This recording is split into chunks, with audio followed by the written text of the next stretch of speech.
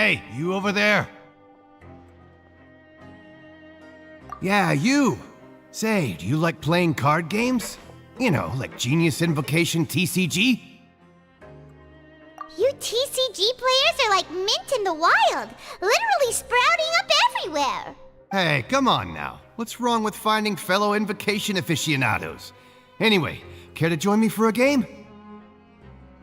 Alright. No pressure. But why would you be looking for people to play Genius Invocation in a place like this? Don't people usually come here to fight? Whether you're throwing down cards or throwing punches, it's all a competition, isn't it? It's all the same in my eyes. There are lots of card players here in the fortress. When I saw you, I immediately thought, hey, even outsiders from other nations play cards, so I came over to say hi. Sure. Great! Since you've been here longer than us, you need to flex your seniority a little bit, right? Maybe you could start by telling us newcomers some stories about this place. I thought you would have already heard everything by now. All right then, did you have anything specific in mind? Or do you want me to just pick a topic? Why don't you pick? We'll let you know if we've heard it already. All right. Have you heard any strange rumors since you've arrived? Then, did you know that there are some people who are always gossiping over in the corner? There are two guys who are always skulking around in the corners of corridors gossiping.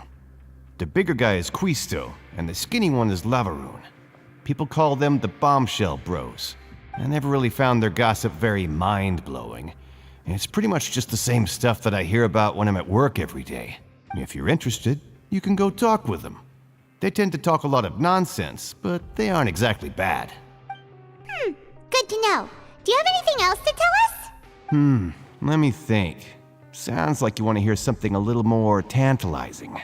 Oh, did you know that the Duke was also a convict in the fortress of Meripede before? Huh? Wait, are you serious? That's right. The Duke was an inmate just like you and me. Seems he was exiled here for committing some crime. Who knows how he ended up rising up to become the warden, though? To go from an ordinary inmate to becoming the manager of the whole place? I'm not gonna lie, I kinda respect that. A forbidden zone? Sounds like something that someone just made up. I've never heard of that. Where did you hear about it? It's just a rumor we've been hearing, but no worries if you've never heard of it. Do you have anything else you can tell us? Anything else? Not that I can think of, but I'll be sure to tell you anything interesting I hear next time. You'll have to play a game of Genius Invocation with me first, though.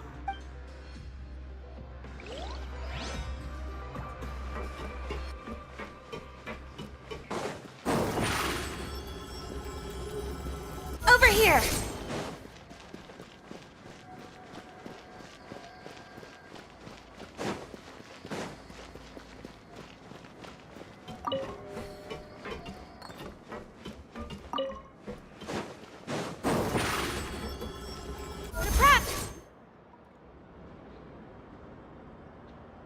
Look! There are some people talking over there! Let's listen in on the conversation.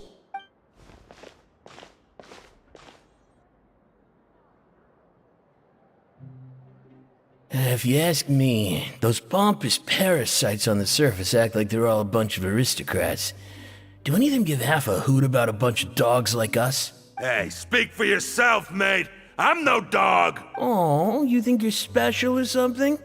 If you're here, then you're just a convict like the rest of us. I've heard that even if you're released after serving your sentence, going back to life on the surface ain't any better.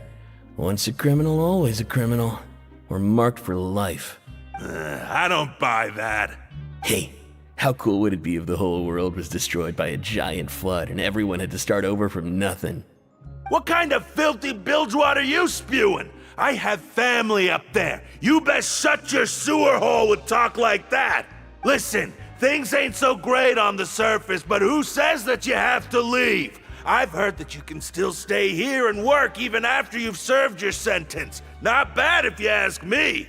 Who wants to live in the ruddy overworld anyway? And what makes you think they'd want to hire someone like you?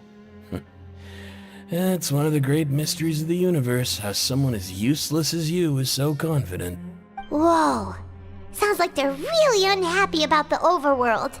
Speaking of which, Paimon never heard anyone use the words overworld or underworld when we were living up there. Is it only something the inmates down here say? That's true.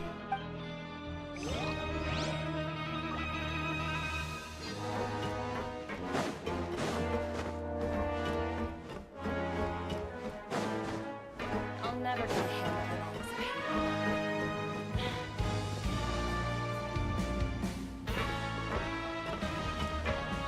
There's a group of people over there. Let's go listen in. So I said, that's not a faucet. Hey, who are you two? Why'd you come over all of a sudden? Oh, sorry for eavesdropping. Sounds like you were talking about something private. What's the matter? They're just looking to join in on our fun, that's all. Hey, don't pretend like it's okay for them to just interrupt us like that. Yeah, fine. You're lucky we don't mind extroverts that much. You hear that, Quisto? What nice! Your expressions tell me you're looking to hear some juicy info, am I right? But before that, it just so happens that I know you two. Really? Are we that famous? You're kidding. How often does anyone get a personal tour led by His Grace himself? Practically everyone was talking about it. Word has it that you also caused quite the kerfuffle. A little mistake, huh? I like the way you put it. You see, people with a good attitude can join our group anytime, unlike some of the others here. Your group? I'm Quisto, and this is Lavaroon. People usually call us the Bombshell Bros, but don't worry. We're not playing with bombs or anything. It's just that our information is always so explosive, and we blow minds on the regular. So, you two really like to gossip? Whew, you sure know how to embellish. No. You don't get it. Knowing intelligence will make things better for you here. For example, knowing who's working with whom, who has the latest rumors, who's not getting along. Wouldn't you like to know all that? Whoa, all this info's worth something, you know? You should prove you're worthy of it. I don't mind him. Quisto's always this way. Just play nice and say something to massage his ego. The welfare meals. Talk about the welfare meals. Right. That meal we had yesterday was super delicious. Paimon can still taste it whenever she closes her eyes. Is that so? To tell you the truth, I've been helping out with making those welfare meals. I've been working as a kitchen assistant for about a month and a half now. Oh, so you're the one who made those delicious steaks. Amazing. You could be a professional chef. You are correct. I am a true professional. In fact, I even went to culinary school. But since you like my cooking, I guess that means we share similar tastes. Listen carefully. This little bombshell will help you learn what's really going on here in the fortress.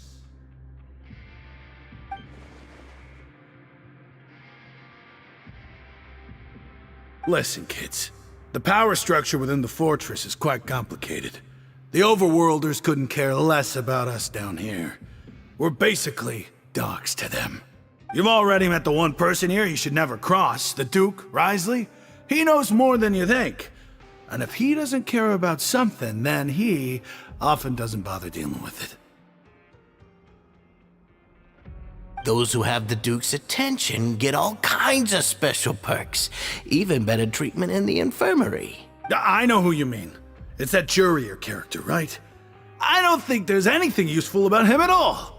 Why does he visit the infirmary practically every day? Is it normal for anyone to be going in and out of there so often? If you ask me, he's just faking it to get out of work. But did you know that Jurier was a talented researcher from the Fontaine Research Institute before he came here? There's no denying that. I don't care if he was a researcher that could turn dirt into Mora. Once you're in the fortress of Meripede, you're just another inmate like everybody else.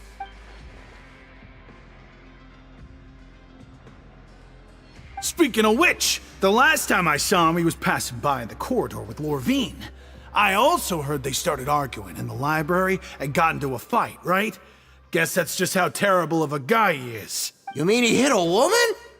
Wow, I never imagined he was that bad. But that Lorvine's also quite the odd one, you know? She's always gabbing away, got into a fight with a man, and she also got sent to the infirmary. Come to think of it, I always see her going to the sick bay every couple of days, too. Wait a second. You don't think? Do you think could it be that they're secretly meeting there to go on dates? But it's really hard to imagine. After all, I do remember seeing Lorvine beat Juria to a pulp that one time. And we might be overthinking things.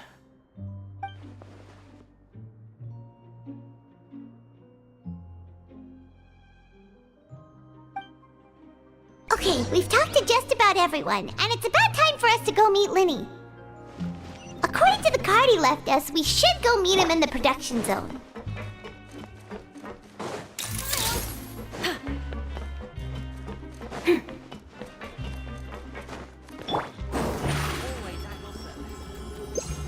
Step on up!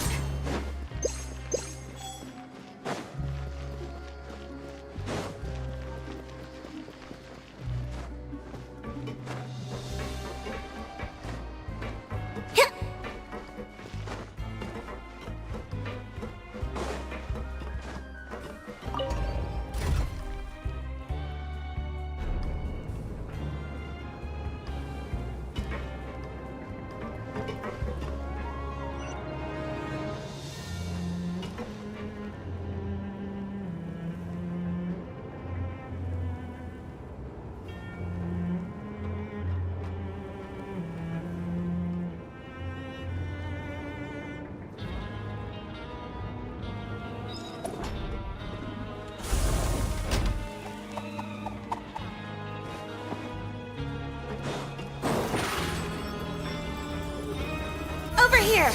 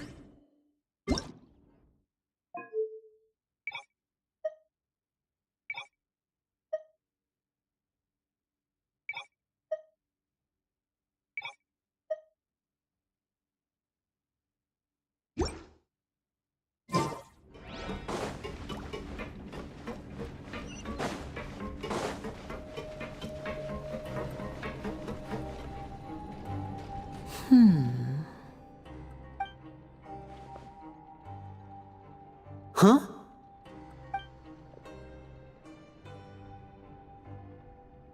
That look in your eyes. You found something? Hey, this is no time to be modest. Just tell him we found a boatload of information. Oh, as expected of the legendary duo, you have my full and undivided attention. Huh. I'd have never guessed that myself. The rumors swirling about this place are unreliable after all, and Master Child probably went missing because he found a way out. He is a harbinger after all. I suppose he's much more resourceful than I initially gave him credit for.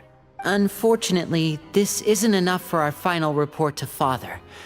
We need to find out Master Child's exact whereabouts. Father told me that even though Master Child said he was just coming to Fontaine for a vacation, he actually had some personal reasons.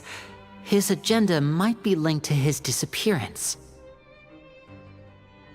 His escape route is already flooded, so we'll have to task someone with professional diving skills to chase after him. Well, when you put it that way, it's obvious that only Fremine would be up to the task. Bingo! Is he around? He's working today. Coming here as a group would have attracted too much attention. I'll talk to him about it later. It's the least I can do. We're all in this together, so it's only fair for us to fulfill our end of the bargain. Honestly, I'm far more impressed by you guys managing to collect all this information right under Risley's watchful eyes. Collecting information has always been our strong point. Now, let me think. To find out more information, Fremine will have to retrace Master Child's original route. And if he's to do that, he'll have to set out on the next pipe cleaning day at the earliest. That's 6 days from now. And after that, he'll probably take another 2 or 3 days to return. You can even estimate how long it'll take for him to get back? We've been working together for a long time. We know each other's capabilities like the backs of our hands. Traveler, what say you to meeting here 9 days from now? We'll be able to pick up Fremine while we're at it, too. Oh, and there's just one last thing we'd like your help with. Though we can just sit back and wait for Fremine's report on Master Child's whereabouts, we still need to make more progress on the investigation of the Forbidden Zone. Fremine's no master of disguise, Lynette's still working on getting intel from the other areas, and I'll need to spend some time helping Fremine prepare for his diving mission. So, you are the only ones we can count on. What do you want us to do? Will it be hard?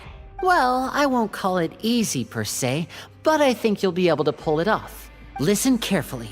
You'll need to find an excuse to get into the infirmary and investigate the room and environs. You've mentioned several sketchy-looking people always meeting at the infirmary earlier, so it probably has something to do with the secret we're hoping to uncover. You've already met the head nurse, so she'll be less suspicious of you. Investigate the internal structure of the infirmary and any active dealings within, and pass those on to me alongside anything else you're able to discover. But also, there's no need to take risks. Don't forget, safety always comes first. My apologies, I just started rambling out of habit. It was almost as if I was talking to my younger brother. But that's not a bad thing, right? All right, then we'll head out as soon as we finish our prep. Let's go our separate ways for now then. Don't forget, we meet here again in 9 days. Stay safe.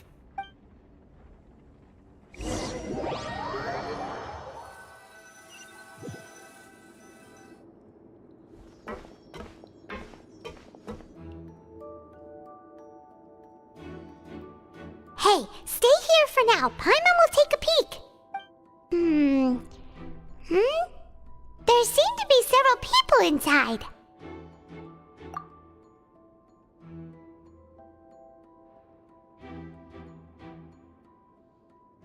Right. I feel like we still... It's not impossible. So... it's a bit hard to understand them from here. So, why don't we just try to talk to them in person? Let's go as soon as you're ready.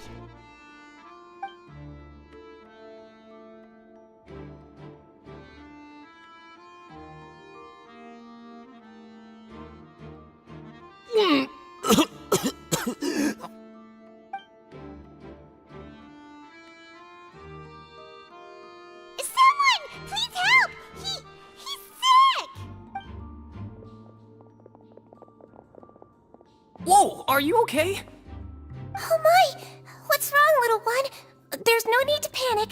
Take a deep breath before you begin. The traveler started complaining of a stomachache, and then nausea, and then collapsed onto the ground. Paimon doesn't know what to do! Freezing limbs, twitching fingers, and pale complexion?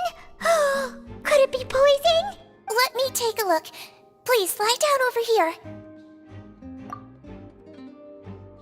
Don't worry, I'll get you to the bed safely.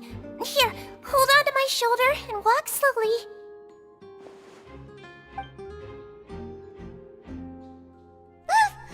You can do it, Traveler! Don't apologize. You're sick after all.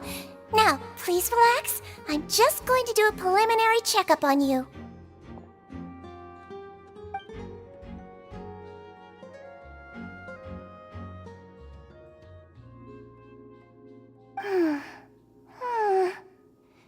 I see now. My checkup has confirmed that he's not in any mortal danger. That's our worst fear out of the way. Eh? Oh, that's good. But I'll continue my diagnosis of the patient now. Please, relax and take a deep breath.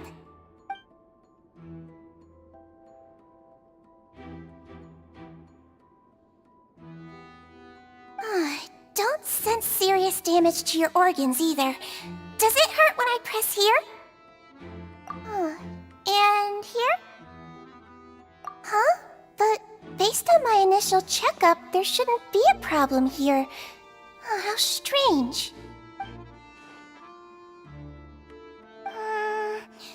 What about here? Does this hurt? Oh, I understand. So that's what it is. I think you just ate something that disagreed with you. That's all. Nothing too serious. Outside of a pretty bad stomachache when it decides to act up. So that's what it is. Thank goodness it's not anything more serious. And there have been other inmates complaining about the food recently. I'll inform our head chef, Mr. Woolsey, of this problem as soon as possible. Congratulations! The health risk is incredibly low, so you should recover within a couple days. Why don't you take a rest here while I go get some medicine for you? Miss Lorvine, I'll have to trouble you to help me look after this new patient while I'm gone. Very well. And she hopped away just like that.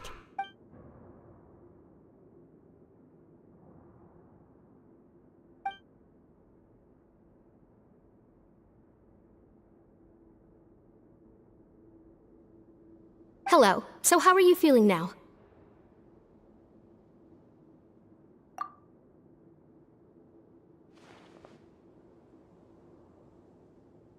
His stomach ache's really bad.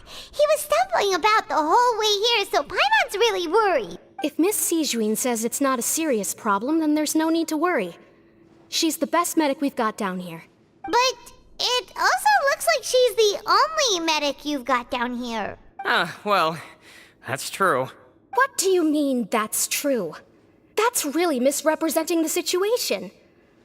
Of course I can't speak for the whole fortress, but it's not like everyone imprisoned here is useless, you know?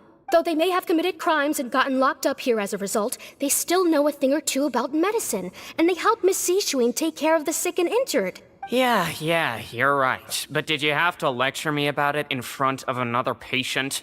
Aren't you a patient too? Where did all your energy come from? That's correct. Sorry, I got a bit ahead of myself. Are you two also sick? We've been sick a while. I come back every once in a while for checkups, and to pick up the medicines Miss Sijuin prescribes for us. That's just the nature of chronic illnesses. As for her, you could say she fancies herself as Miss Sijuin's capable helper because she learned a bit of medical knowledge ages ago. Please watch your mouth, Mr. Jurier. Don't forget that you are the primary reason I have frequent heart palpitations. Hey, don't start arguing now! Please, keep it civil at least.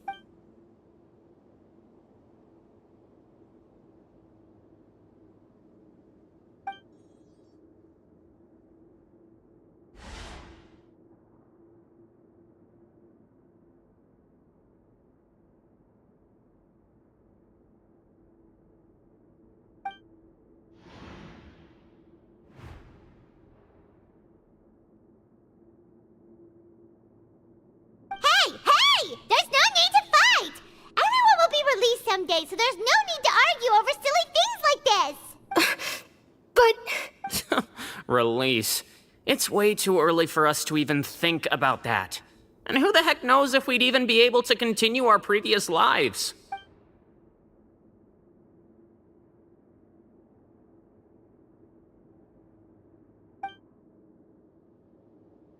Please allow me to end this boring and useless conversation. Oh, and Mr. Jurier, I don't want to see your face here again anytime soon. And same to you, Miss Lorvine. Anyway, that was more than enough rest for me, so I'm going to get out of this excessively noisy place. See you later, everyone. He just slowly walked off like that? That's just what he's like. I'm sorry you had to see all of that. I'm Lorvine, and that's... Well, his name is Jurier, but I hope you'll never have cause to remember his name. You really can't stand stand him, huh? I mean, can you blame me? Who would like someone who's as arrogant and obsessed with weird research topics as he is? But there's no need to keep dwelling on him. I'll accompany you two for a while. Miss Seashween should be back soon, and I'm sure you'll feel better as soon as you've had some of her medicine. No, it's nothing. I'm back!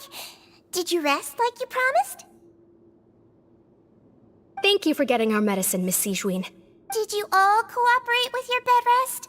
I trust that nobody got up to walk around. Good. Here, this should be 2 days' worth of medicine for you. Take 1 pill now, and then continue your bed rest.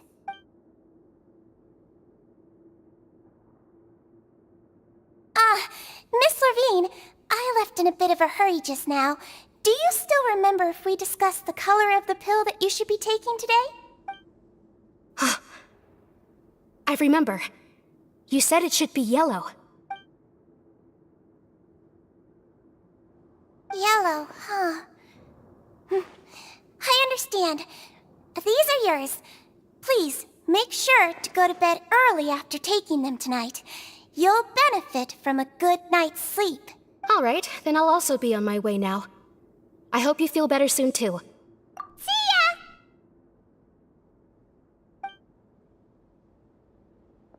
I'm going to fill out your medical record now. You're widely known as the Traveler, right? I just want to double-check a few details, if that's all right with you. Those two made quite the commotion just now, so why don't we let the Traveler rest? Paimon can answer the questions instead. So his primary symptoms are abdominal pain with secondary symptoms of nausea. Is there anything else?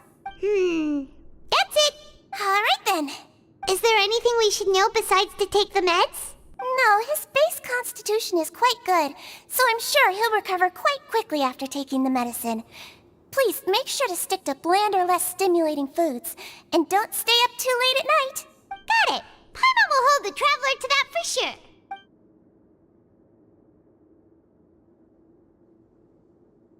Oh, you're going to take a nap already? Okay then, you get some rest.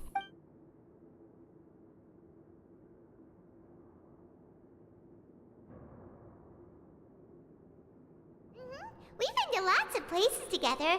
He may look a bit under the weather now, but he's actually super strong. So you're the best of companions. Well, don't worry. He'll recover soon. You're awake. How do you feel? You slept for a really long time, but we never left. Well, now you can go back without a worry in the world. Remember to take the meds regularly, and don't forget, bland foods. Thank you, Miss Seashween.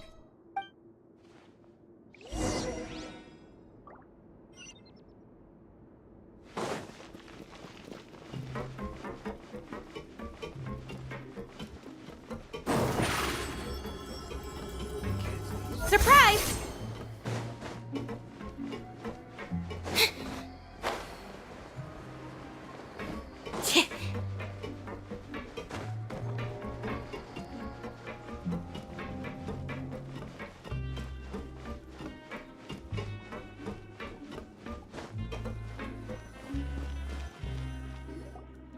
You really are something. To be able to fall asleep like that and even sleep talk the entire time, you scared Paimon half to death!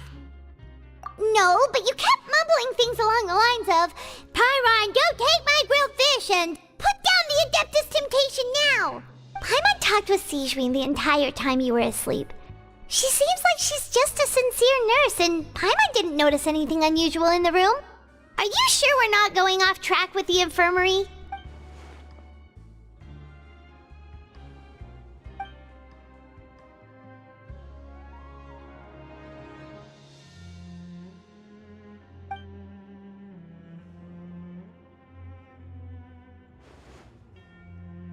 Whoa! You really are super thorough! All those tiny little suspicious things that Paimon didn't even pick up on! We've gotta give the info to Linny!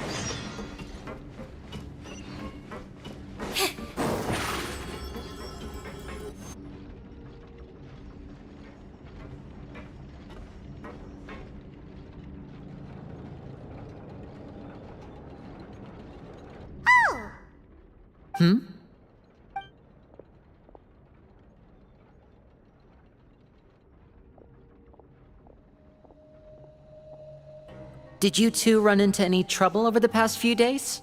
No, we just worked our shifts according to the schedule. Nothing weird happened.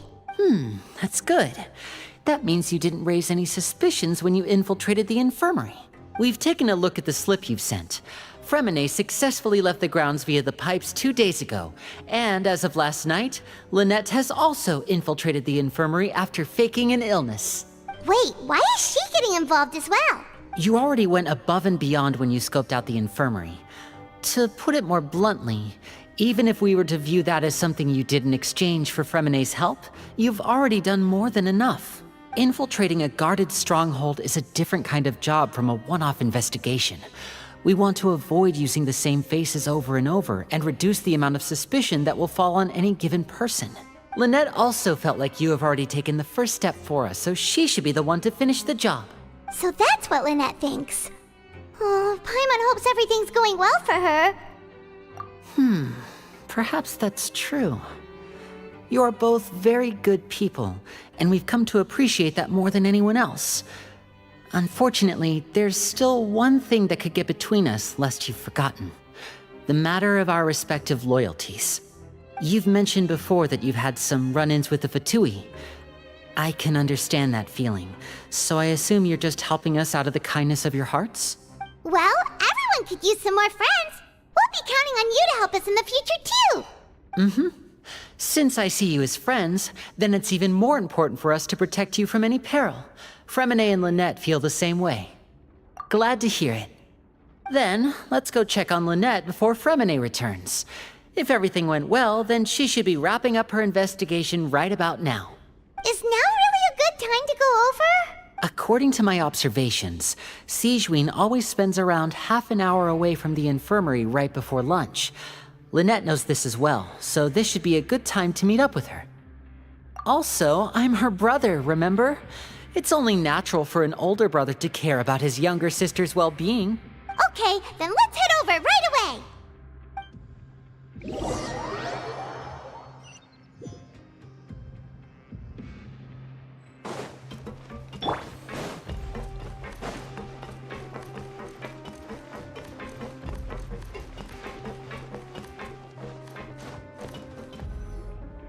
Lynette should be here right now. Huh. Strange.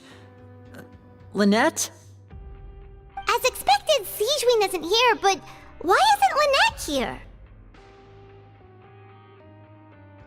No, Lynette rarely deviates from the plan. We agreed that if she were to make changes on the fly, she'd find a way to let me know. Unless... Let's see if there are any clues around here. We can look while we wait for her. Who knows? Maybe she'll be back soon. Okay.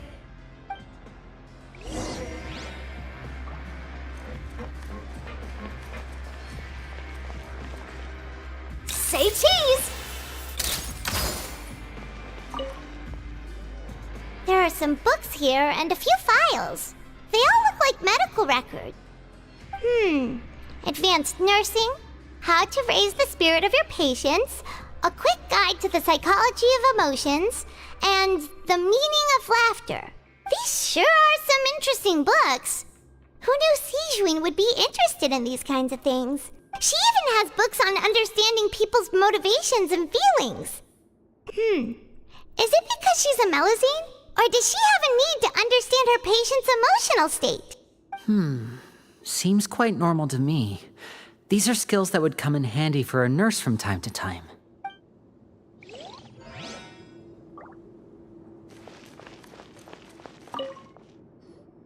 None of the beds have any signs of having been slept in. Except that one over there. That's the one Lynette must have used, right? You said she was pretending to be sick. She would have said her migraine was having a particularly bad flare-up. Generally speaking, the head nurse would then ask her to lie down and rest while she left to retrieve the medication. Which means either the head nurse didn't return the entire time from when Lynette laid down up until she left the bed, or the nurse intentionally left it this way.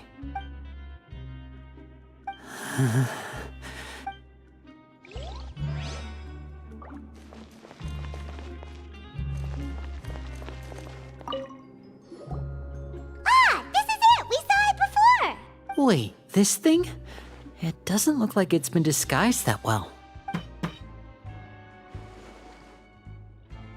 The space behind it is empty. From its size, I don't think it's an entrance that is meant to be taken apart. There's probably a mechanism around here somewhere. Could Lynette have tried to get inside? But if that's the case, she would have contacted me for sure. Let's look around here for some more clues. Don't panic, just take another look.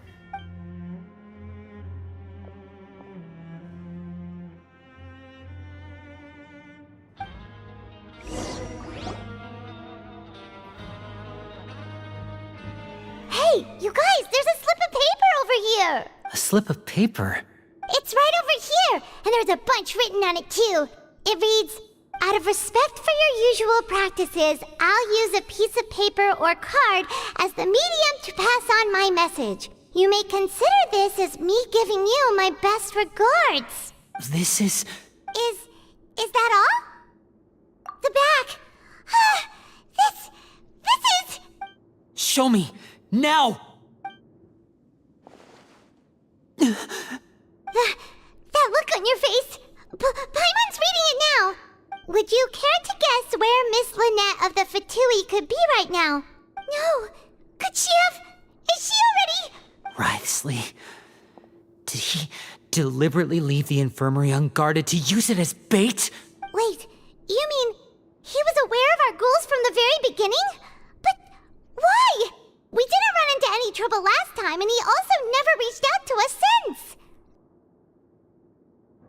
Yes, that is a crucial question. Wriothesley, he doesn't do anything without a clear goal or reason. So this means he had no concerns about your activities from the very beginning. You're not from the same camp as us. You were sent down here by Nervulet, so you have no conflict of interest with Wriothesley. We're a completely different story, though. I'd like to know that, too. Why did he only go after her? Don't panic, just think everything over. I have to stay calm.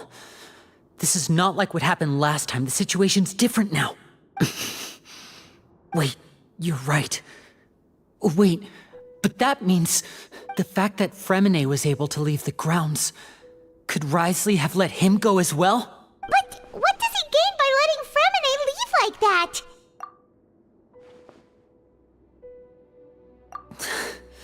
So he's challenging me and trying to provoke me, I'm sure of it.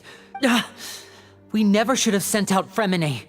We had to go through all that trouble to find an opening to sneak him around the guards and into the pipe, and we even thought luck was on our side. If Wriothesley let him leave on purpose, then he's probably in a terrible spot now as well. Lenny's getting more and more panicked. We have to calm him down. Don't be like this, Lenny. Fremine wouldn't have left if we hadn't told you about Child. That was our fault. No, I'm the leader of this operation, and I'm the one responsible for this team. I was the one who failed to protect them. I'll go talk to Wriothesley. Hey, don't be reckless! Traveler, please talk some sense into him. I simply cannot allow Lynette to be abducted again. I have to go. I'll find a way to get them back. He's rushed out the door! After him!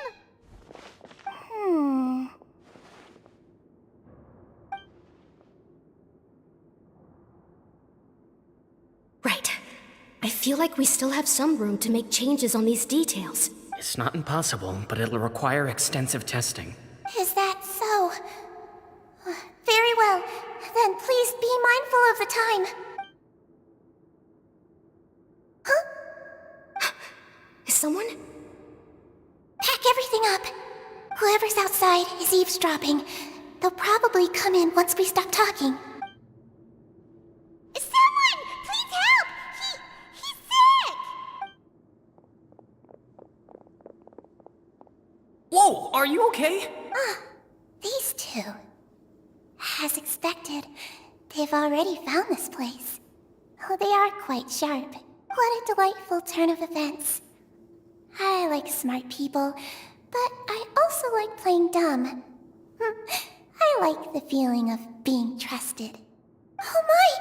What's wrong, little one? There's no need to panic. take a deep breath before you begin.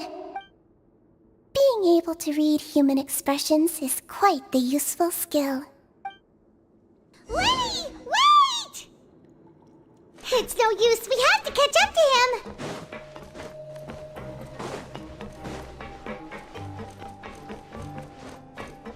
He's already out of sight! How is he so fast? Let's go head him off at Risley's office!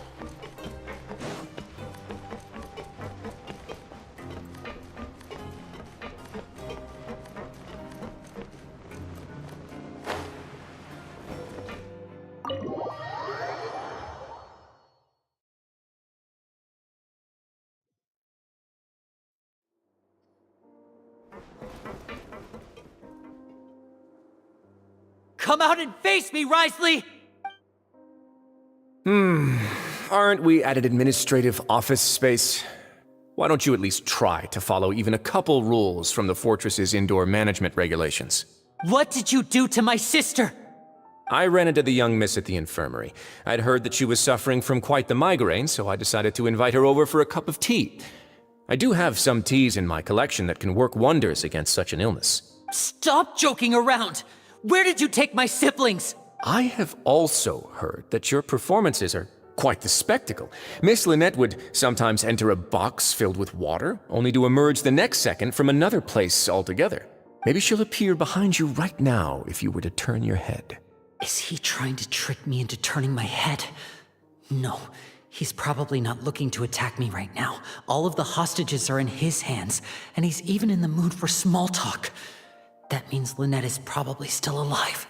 You knew we were investigating the infirmary from the start, so you deliberately aroused the Traveler's suspicions and baited us into continuing our investigation, just so that you'd be able to kidnap Lynette. As for Fremine, no, you probably didn't even interfere with Child's escape. You let him go, so you could purge the Fatui members that we had planted into your ranks. There was no need to do so. The Fortress of Meripede is a pretty pleasant place. Most people enjoy their lives here. The only ones who act differently are those with personal agendas. It was quite easy to identify your colleagues. You removed our original members and spread the news of Child's escape so Father would assign our team to come down and investigate. Fremine has also fallen into your hands, right? If you're oh so omnipotent and so in control, why would you need hostages? One correction. Lynette is in my hands right now, but Fremine is not. He's not. What do you really want? Lenny! Oh, wonderful. Everyone is here, so I'll only need to say this once. Thank you so much for cooperating with me. Eager and to the point, I see. Alas, only Miss Lynette is currently having a cup of the fortress's finest tea. Although, as per your original plan, Mr. Fremine should also have returned to the fortress by now. But he has neither shown up within my gates, nor has he been taken into any kind of custody. So where do you think he may be right now? Wait, you can't mean you locked him outside in the sea? I closed the fortress's gate to the outside world. That's all. Fremine's a star diver, so he should be fine, right? No, we're still here, so he definitely tried to find a way to come back for us. So we can't assume he might have made a break for the surface. But why would I do this, you may be asking? To have an audience with you, of course. My intel tells me that Mr. Linney is a great magician, so it's only natural for me to want to have some cards of my own when it comes to negotiating. Besides, I do recall you mentioning to Miss Lynette that you've always wanted to have a face-to-face meeting with the Lord of the Fortress of Meripede, regardless of whether it was in a personal or a professional capacity. Well, you got your wish. So, you've been keeping tabs on us before we even set foot in the fortress. Some of my folks just happened to hear a thing or two, that's all. In any case, I will be straight with you. I was willing to play dumb and turn a blind eye, so we had a pleasant few days playing games together here. But once you started focusing on the Forbidden Zone, all of that changed. Mr. Linney, the cards are stacked against you right now.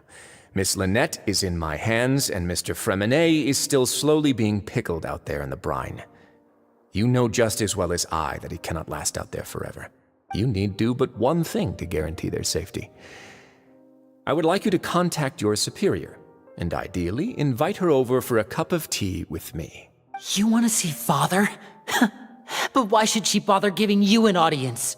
Well, if she cares for the well-being of her dearest children, she should have plenty of motivation to join me for a parents' evening. I've heard that the bonds between the members of the House of the Hearth are like the bonds of family. I don't see why she would refuse. Why did you think Father sent us to handle the Fortress of Meripede? This place is basically a no-man's land. It wouldn't be fitting for anyone as important as a harbinger like Father to come here in person. Oh, I see. So it's because she doesn't care for my place here. That's such a shame. After all, I've amassed quite the tea collection. I was looking forward to sharing it with her. Both Monsieur Neuvillette and Lady Farina have already received many samples as gifts. Was this the extent of your master plan to get to Father? No matter how much pressure you may put on me, I won't allow you to use us to blackmail her. You people really are difficult to get along with. All I'm asking for is a face-to-face conversation. Does she truly have no interest in the fortress's secret? Mr. Linney, you have one last chance to invite your father here. If you refuse... Linny! Instead of asking why I'm doing this, why don't you try to see things from my perspective for a second? From the very beginning, the Fatui has been actively infiltrating my fortress. I gave you a warning by cutting off the first few operatives I found, but that only caused you to double down. Had you given up on the fortress then and there, I'd have no reason to want to talk. Mr. Fremenet left the fortress on his own, and Miss Lynette tried to pry out my secrets right in front of me. No matter how you look at it, the responsibility for this falls on you. I shouldn't ask Father to do anything because of us. 6, 5... Wait, 2, 1. Time's up. It really is a shame, Mr. Linney. Risley! Negotiations have broken down. Please leave, ladies and gentlemen. It's time for my afternoon tea. Yeah, listen to the Traveler. If you can't talk to Linny, can you at least talk to us? You do realize that I'm only letting you go because of Neuvillette, yes? You're here helping him out, and I've already done my best to stay out of your way. But that doesn't mean you can just do whatever you want. The fortress may be small and remote, but it still has its own set of laws.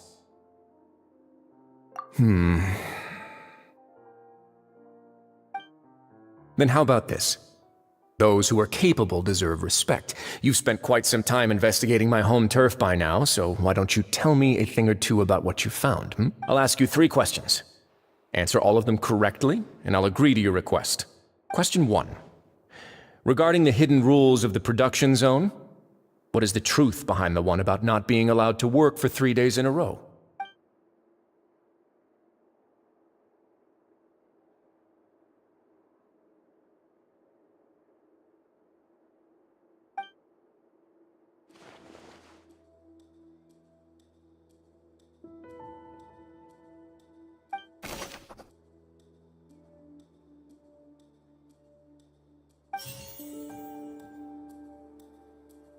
I've been told that the infirmary is always empty for the half hour just before lunch. But what could Sijuin be doing during that time? The Fonta promoter has been struggling because he doesn't recognize the real value of coupons. Meanwhile, the Duke believes that only idiots who don't understand the value of coupons will spend them on Fonta. We often see Miss Sijuin observing the prisoners at work near the production zone. It seems like she can perceive the general state of a person's health just by looking at them. Fonta's internal report suggests that they're starting a new trial of an unnamed and unpackaged product. But the product has to undergo a trial because even Fonta's own employees have a lot of reservations about it. The research notes said that the Melusine race perceives the world very differently from humans. As a result, the Melusines have also developed a sense of aesthetics that appears rather strange and alien to humans. According to Collins, The Pancration tournament only took place because the Fanta company sponsored it. The company must want a return on their investment as well. I've been told that the infirmary is always... The research notes said that the Melusine...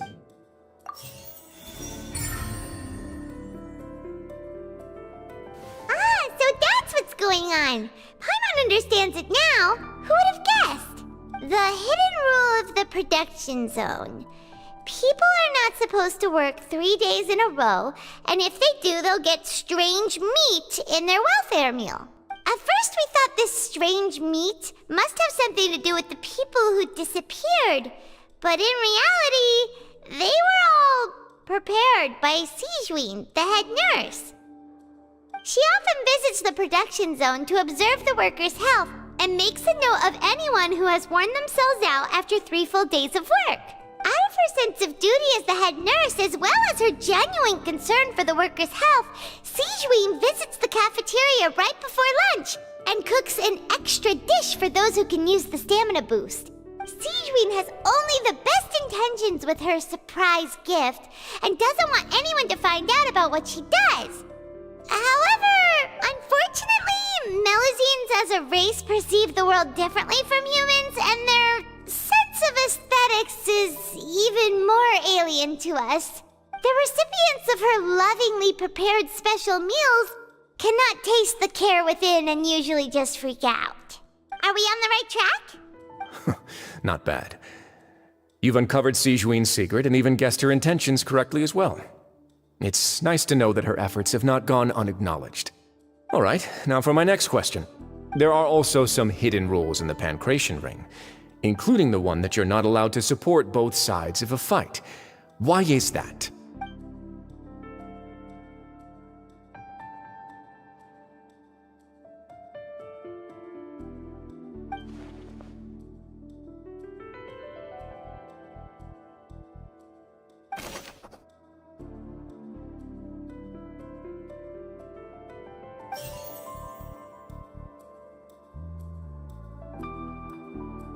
According to Collins, the Pancration tournament only took place because the Fanta company sponsored it. The company must want a return on their investment as well. The Fanta promoter has been struck. Fanta's internal report suggest.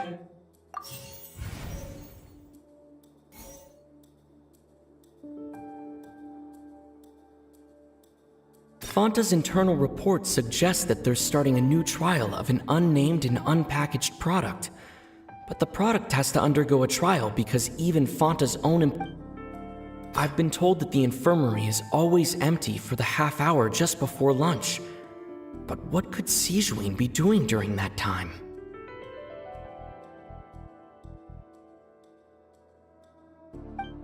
We often see Miss Sijween observing the prisoners at work near the production zone. The research notes said that the Melusine race perceives the world... The Fanta promoter has been struggling because...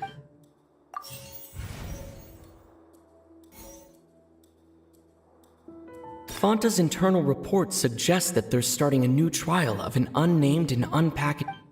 We often see Miss Sijween observing the prisoners at work near the production zone.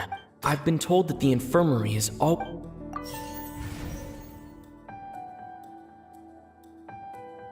We often see Miss Sijween...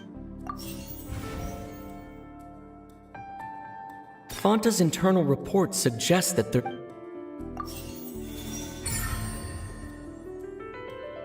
Ah! Paimon gets this rule too now! So there really was nothing to be afraid of. Yoo-hoo! That hidden rule of the Pancration Ring is about how, people are not supposed to bet on both boxers at the same time. And if they do, they'll receive a package containing a strange, blood-colored liquid. People get scared when they see it because they've subconsciously begun to associate it with the missing boxer. But really, it's just a bottle of the latest yet-to-be-named and packaged new Fanta trial product. A blood-red drink. It's no wonder even Fanta's own staff were questioning the company's decision-making. The company, facing backlash from its own staff, decided to try to trial the product on a smaller scale, to see how it might be received by customers. They came to the Fortress of Meropide and offered to sponsor the Pancration tournament so they could push their new product. But the Duke completely refused to even entertain the idea. The Duke, knowing how valuable coupons are in the fortress, knew that only total idiots who didn't understand their true value would bother buying a Fanta product here. And so, only those who proved their stupidity by being dumb enough to bet on two opposing sides of the same match were selected to receive the drinks. I acknowledge the effort you've put into bringing the truth of this mystery to light.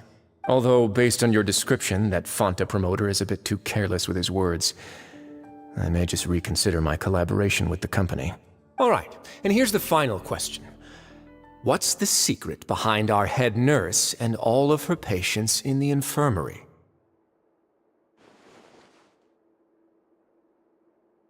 Stop your cruel and pointless games, Risley! You know that we haven't finished our investigation, so there's no way we can answer the last question! The thought of sparing Lynette and Fremine never even crossed your mind! You'll pay for this! Ah!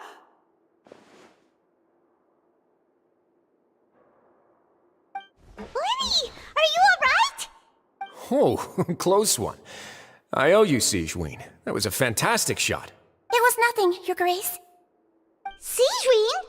Though this gun may look like a toy, it's actually fully functional, as I just demonstrated. Sigewinne... You... Not at all. I am merely a resident of the fortress, and thus protecting it is my duty. When Monsieur Nervulette asked me to come here, he told me that my job would be to take care of the well-being of everyone here. I am merely discharging my duties. But if you mean what you just said, then isn't Linny someone you should be looking after as well? Isn't he a resident here just like the rest of us? But I really am just doing what Monsieur Nervulette told me to do.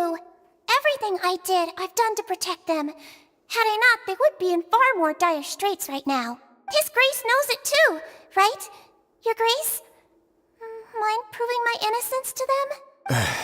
My dear Sigewinne, whatever shall I do with you? Would it have killed you to just wait another minute or two? Well, it's nearly time after all. The way you do things can be truly frustrating sometimes, Your Grace. I figured I should try to talk some sense into you. What are you talking about? What time? Take me if you want. Let them go. How touching. Can you just give me one more minute? Don't be like that, Your Grace. All right, everyone, calm down. 2 more visitors will be arriving any time now. I'll go get a cup of tea. Miss Sigewinne, I leave Miss Lynette in your care. You... What are you doing? I believe I hear footsteps.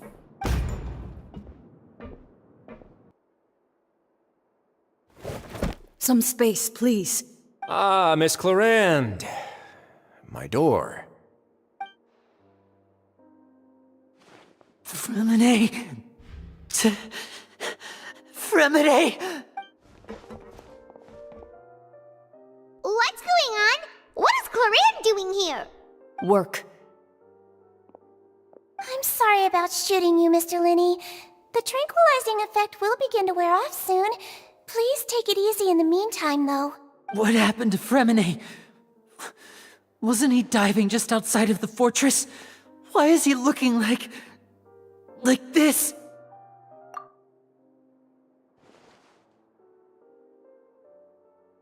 A flushed face, an accelerated pulse.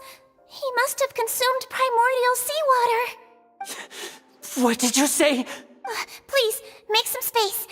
I'll need to give Mr. Fremine a more thorough checkup. Your Grace, I'll leave the rest to you.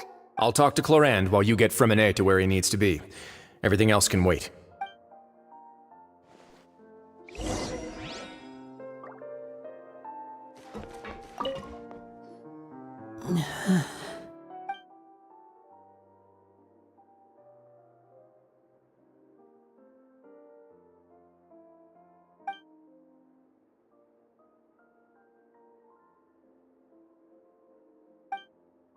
How is he? These symptoms are probably caused by an acute ingestion of a large amount of primordial seawater. Still, his condition is not critical. Of course, it would be best if he stayed for further observation. Let's leave him here for now, and move him to the infirmary once he's recovered a bit more. Sorry. I am aware that the infirmary may not be your favorite place in the world at the moment. We do only have a single clinic in the fortress, however. Why would he ingest a large amount of primordial seawater after leaving the fortress? How could that possibly happen? Please, look after Mr. Fremine for the moment. I'll go fetch some medicine and a respirator. Oh, I'll bring Miss Lynette back with me. Where is she? How is she right now? Oh, she just took a nap in an empty room after I tranquilized her. If my calculations are correct, she should also be waking up right around now. You might not believe me, but His Grace and I actually made some snacks and tea for her.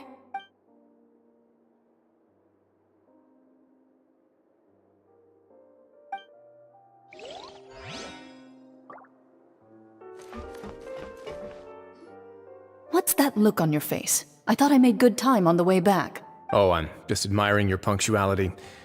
Had you arrived just a few minutes later, Sigewinne may have been forced to shoot Mr. Lenny again. How's the situation out there? The water has changed. It's pretty much as expected. The concentration of primordial seawater has increased significantly. I was only out there a short time, so it wasn't too bad. But if one were to stay for any significant amount of time... well, you can see how that boy's doing. Where was he when you found him? The abandoned zone at the end of the pipes. A good distance into the water. Closer than I thought. He must have recognized it early on and tried desperately to swim back. Locking the door was necessary. I don't think we could have saved two. Well, I did try to convince him that I had my reasons. Never seems to work, though. It would probably work on Neuvillette. He has a knack for picking out who had good intentions, even when the outcomes were all terrible. It's a bad sign if you're having to plead your case to Neuvillette. Want some tea? Not particularly. If you want to drink some that badly, just say so. Fine, I'd like to get some tea. Want me to get you a cup too, since I've already made it? Might as well then, I suppose. Actually, do you have a towel? I would like to dry my hair.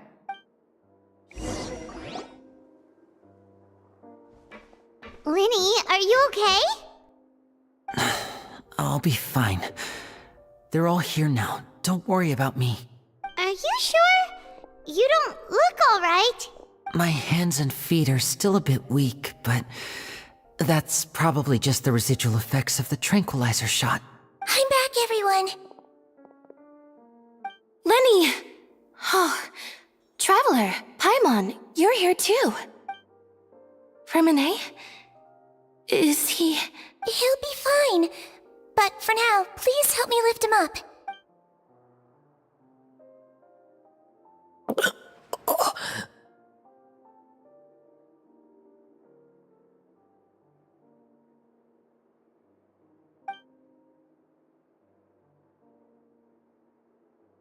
His breathing's beginning to slow down. Give me a hand and help me get him to the infirmary. Yeah, I'll take him from this side. Lynette, together? On it. Traveler, you seem pretty worried about him. Want to come with us? The Duke and Clarande are gone. They probably went to get some tea. The Duke will explain the truth in just a bit. Miss Clarande will need a break, since she only just returned from rescuing Fremine out of the sea.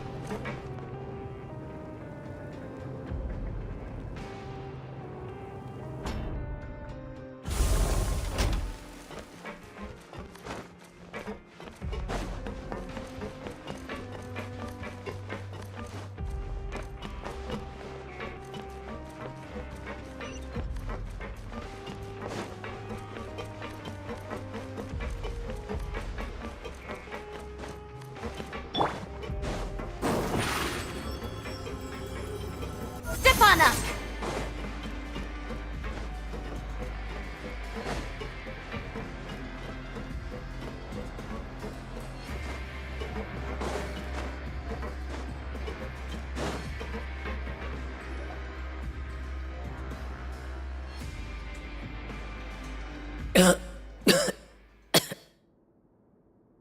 He's awake. Fremine, how do you feel? Lynette. We're all here. Where am I? The infirmary, at the Fortress of Meripede, Mr. Fremine, and you are no longer in any danger. How do you feel? Don't push yourself if you're not feeling up to it. Traveler. Paimon. It's been so long. The sea. There's something wrong with the seawater. Shh, it's okay. We can talk about it after you've recovered. No, listen to me. This is really serious. There's primordial seawater mixed into the regular seawater. I don't know why it's there, but no one should touch it. Pipes. Right, the pipes. It's all coming back to me now.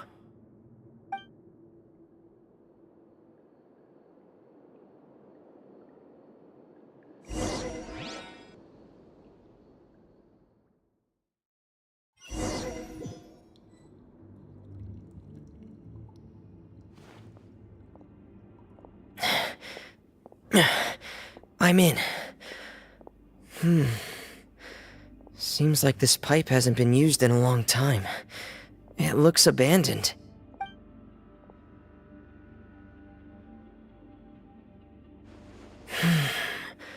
Where could Master Child be?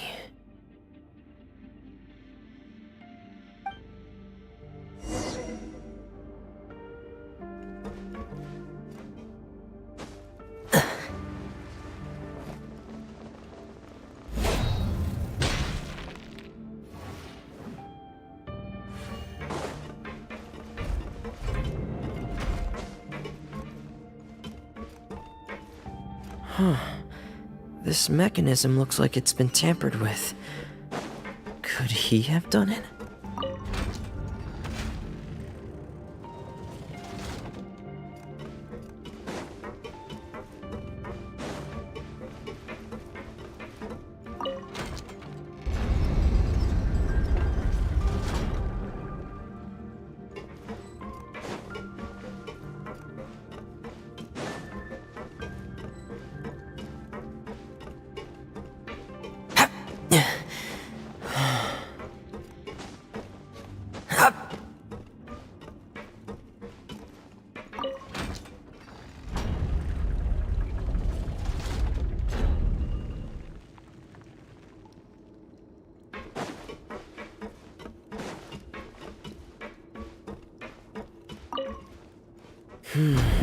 It's getting stuck on something.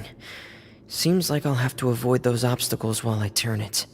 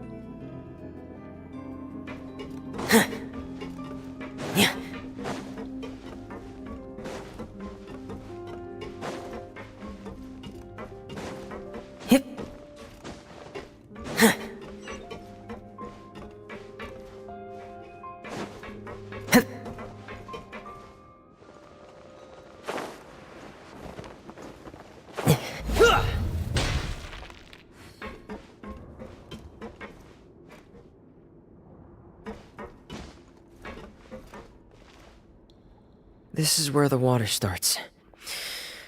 Okay. Master Child probably dived into the water. I'll go take a look as well.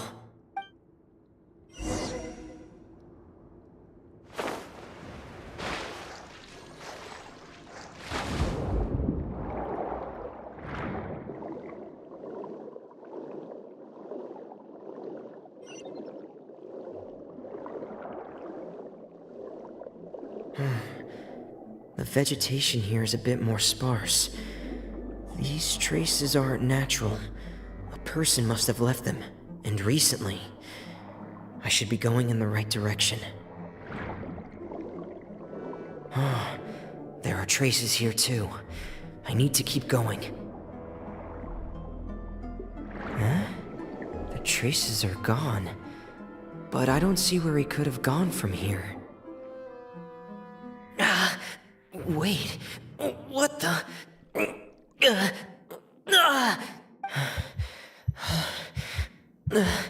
My heart is racing, and it's getting harder and harder to breathe. What's going on? No good. I have to get back. They still don't know anything about what's going on. If I turn back right now, I should still be able to make it.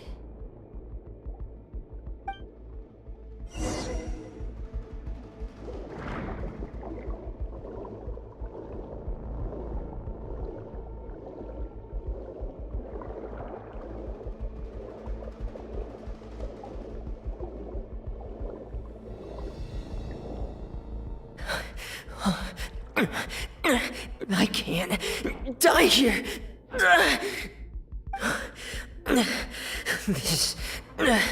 This is bad. I'm feeling worse and worse, and I'm still underwater. I have to push on.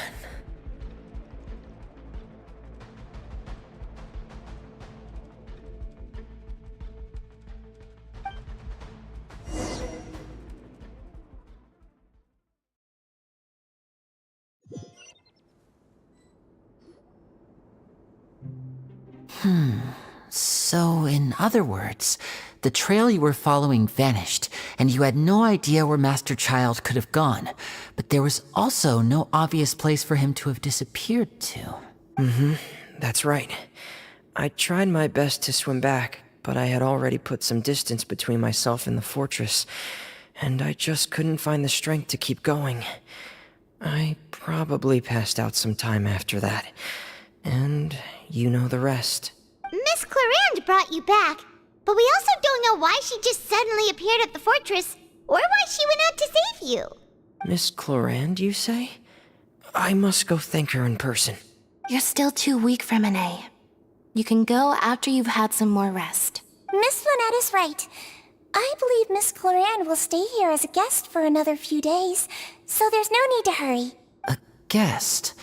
Then I can assume Risley was the one who invited her to come down here? You should ask His Grace about that. He'll be able to explain better than me.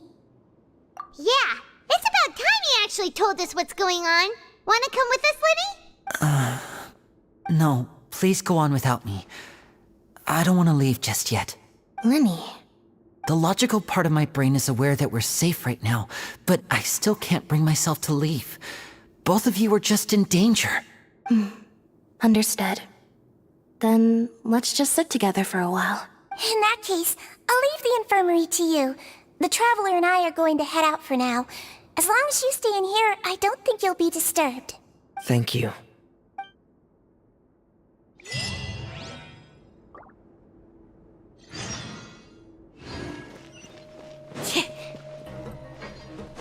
Yep.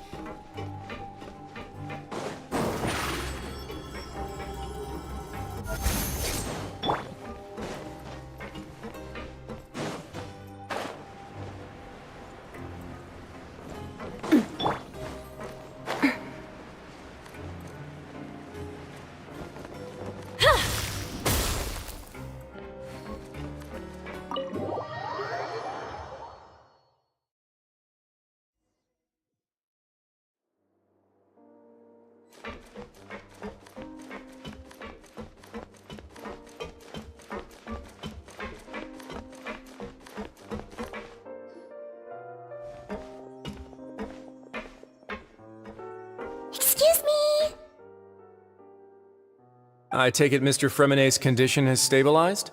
Of course! I wouldn't have left the infirmary otherwise. I've been expecting those two, but might I inquire as to the purpose of your visit, Miss Siegeween? I wanted to check up on Miss Cloran. How are you feeling? Mostly fine, I think. If you don't mind, I'd like to perform another quick physical exam. It'll just take a few minutes. All right. Thank you for looking out for me. I'll take my leave for now, then. Well, want to explain yourself, Risley? Of course, but I'm not partial to the word choice of explain. How about enlighten? Where should I begin? How about you start by asking me any questions you have? You can start with whichever one you'd like to get answered the most. Then Paimon will begin. Did you know about Lenny's goals from the very beginning? No. I just knew they were Fatui operatives sent to the fortress by the Knave. As for their specific goals, I only figured those out as you made progress on your investigation. You managed to monitor and stay ahead of them even though you didn't know what they were trying to do? They came here with ulterior motives. I'm quite adept at discerning what that kind of behavior signals. Initially, I thought their goal was just to investigate Child's disappearance. Linny suggested that I had deliberately let him escape, but in truth, I didn't really do anything special to help or hinder him while he was here. Everything he did, from finding helpers to leaving this place, he did on his own. Of course, it's inevitable that the Knave would make a big deal out of her fellow Harbinger's unexplained disappearance. I'm also quite curious about where that Harbinger went. So I figured I might as well let the Fatui do their own investigative work. All I care about is the answer. So you were hoping Lenny's group would just do your work for you! You make it sound like that's a bad thing. Unfortunately, things didn't go as planned. I assume that Fremonet has told you already the ratio of primordial seawater around the fortress of Meripede is on the rise. The Forbidden Zone has always been Lenny's target, and you got roped into that investigation after running into him. I began to intervene out of concern for your safety, and also to prevent the fortress from becoming entangled in more irksome matters. Are the rumors true? That you're also a former criminal? Now, why would you put it like that? Isn't staying here all day and serving as the manager of the fortress a kind of sentence unto itself? Another form of prison? I just happen to have some support from the rest of the inmates. That's all. Oh, right! Paimon wanted to ask, who invited Cloran down here? Me, of course. I paid her good mora to come down to the fortress for some field work. As a champion duelist, Miss Cloran could be considered to be an independent party. I needed to find an exceptionally capable person to help me get through the impending crisis. And saving Fremonet was part of that crisis? You can think of it like that, yes. Credit where credit is due, that boy is quite adept at diving. Had conditions not been as hostile as they were, he probably would have found the missing Harbinger already. That's not something you should be asking after. Neuvillette only asked you to investigate Child's whereabouts. All I need to prove to you is that the Forbidden Zone had nothing to do with the Harbinger's disappearance. That should be clear now that you've spoken to Fremonet. But we've already uncovered that there's something wrong with the infirmary, and we've answered a bunch of questions that you threw at us. Isn't it about time that you answer our last question in return? You make a compelling case. Do you really want to know the answer that badly? Yeah, Paimon really wants to know! Even if the truth may not be pleasant? Follow me.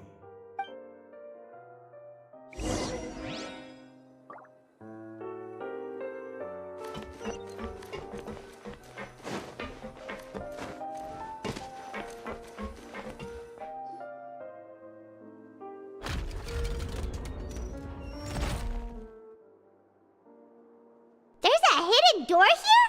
And a whole basement behind it? Huh. You're pretty good at hiding stuff, Risley.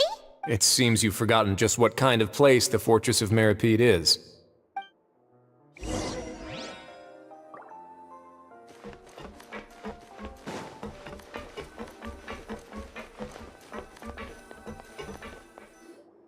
Stand on the central plate. Wait, is there a secret mechanism or... Whoa!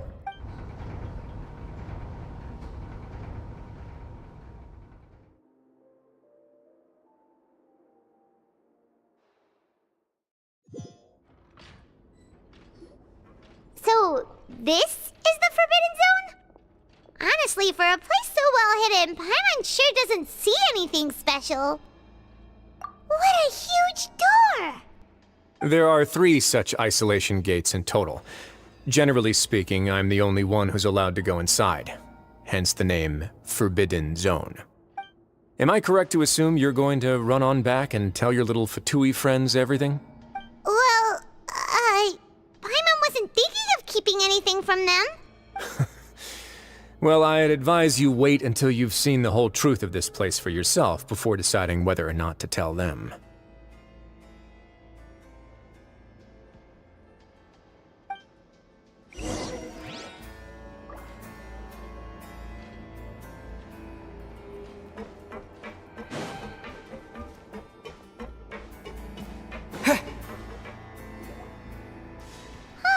So there's a switch on the side. Stand back.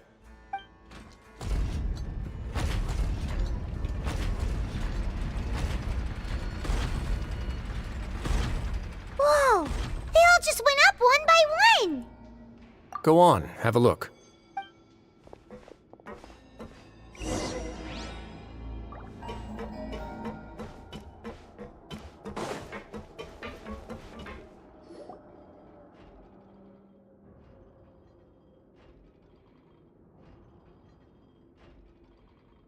I've been interested in what lies beyond that gate ever since I assumed leadership of the Fortress of Meripede. Of course, it would be unwise to recklessly open it, but it'd also be risky and negligent to simply ignore any potential danger that could be behind it. The readings on that dashboard have not budged since the day when I first laid eyes on this place. But over the past year, the needle has crept upwards from its original position, likely because some parameter it's been tracking has changed, if only infinitesimally.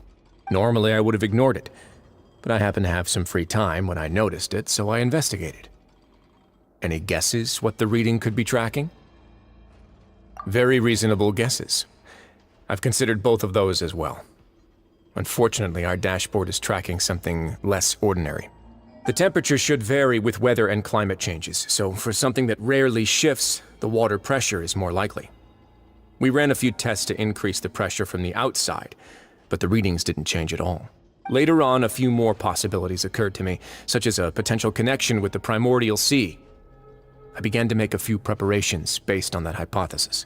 Over the past few days, the needle has moved again. With that, and the symptoms that Fremine displayed after leaving the fortress, I can now confidently conclude that the readings represent the concentration of primordial seawater in the seawater nearby. The concentration of primordial seawater? But we're already under the sea! And that is precisely the problem. We're at the bottom of the sea, and now we're surrounded by toxic seawater. Somehow, primordial seawater got mixed in, and the concentration is steadily rising. Yes, that's very likely. But forget about the two of us! Not even Novelette knows where the primordial sea could be, much less where we could find and plug a leak. Oh. Oh! Seems like you've figured it out. I believe the primordial sea lies directly beneath this sluice gate. For some reason, the primordial seawater levels have risen significantly, and it's now very close to us. The indicators are now red. Although the gate still stands, some primordial seawater has already leaked out and mixed into the sea around us. If this continues, soon it will no longer be able to hold back the primordial sea at all. Yeah, you know what the legends say. If this place falls, then everyone in Fontaine will be turned into puddles in the span of a night. But that's just too weird!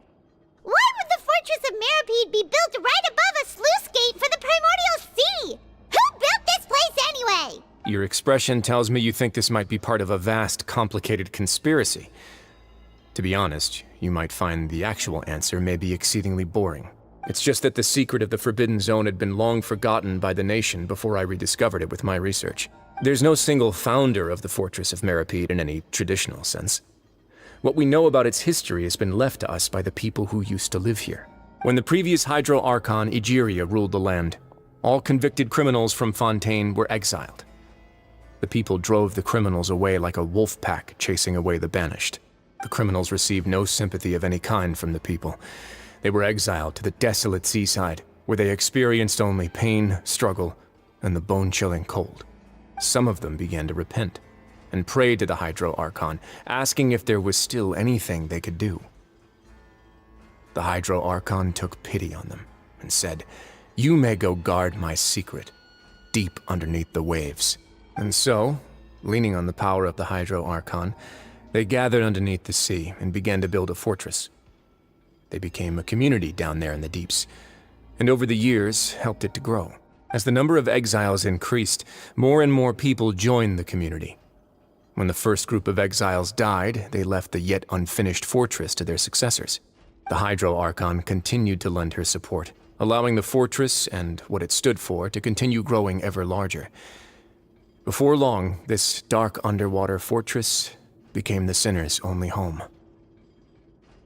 And with that, the people here stopped referring to the fortress as a prison. They saw themselves as repenting sinners who would regain their freedom once they had sufficiently redeemed themselves. But as time went on, people also realized that the fortress was a lonely place. Once they had gotten used to life here, they could no longer feel comfortable living in the overworld. Once they had finished serving their sentences, some people left and some others chose to stay. They'd find some idle position and let their withered souls fade away with the ancient secrets of the past. After many, many centuries, few people still remember the reason for the fortress's founding. Now they just see it as an integral pillar of Fontanian society, as the place where criminals deserve to be sent. Now and again, researchers manage to break one law or another and live out their days in the fortress. I learned all this from an elderly historian. Everyone else just thought he'd made it all up. But now you know every part of that history is true. Indeed. It's just as the prophecy says. If this gate fails, then everyone will be dissolved into the sea. To be frank, not really. But sadly, that hasn't stopped this prophecy from proving all too accurate. Prophecies are troublesome things. Just hearing one will create the first wave of panic. Seeing signs of it will bring about the second, and actually witnessing it in real time, the third. Let's go somewhere else. I want to show you something.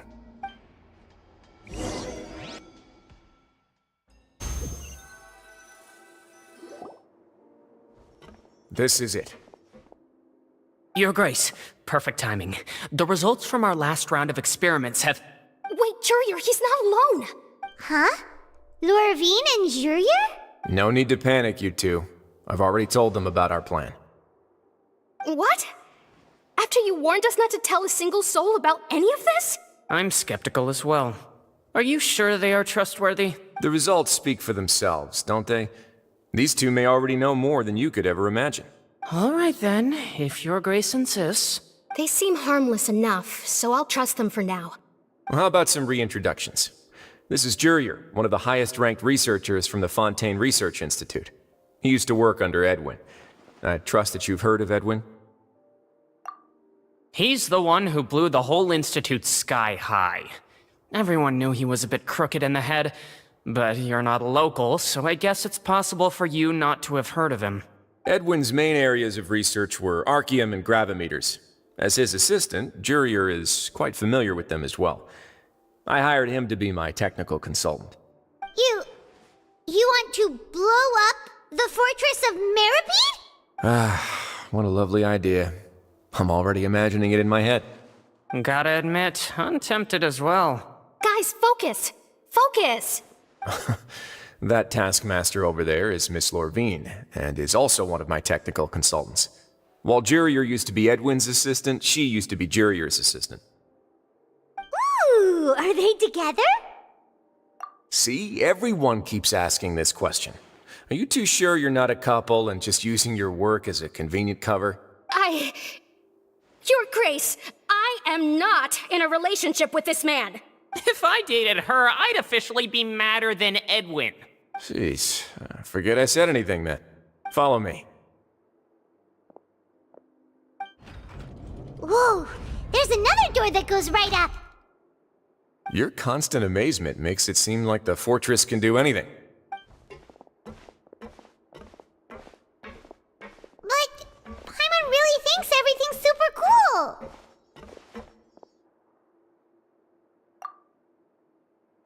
Let's spice it up a bit. And here you go.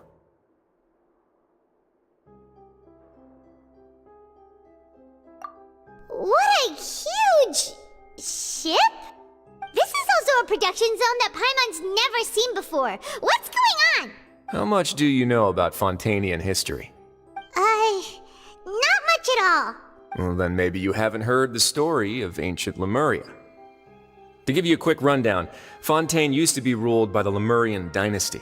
According to legend, the Lemurian king Remus came to this land after being inspired by divine revelation and found the seer Sibila, who had taken on the form of a golden bee.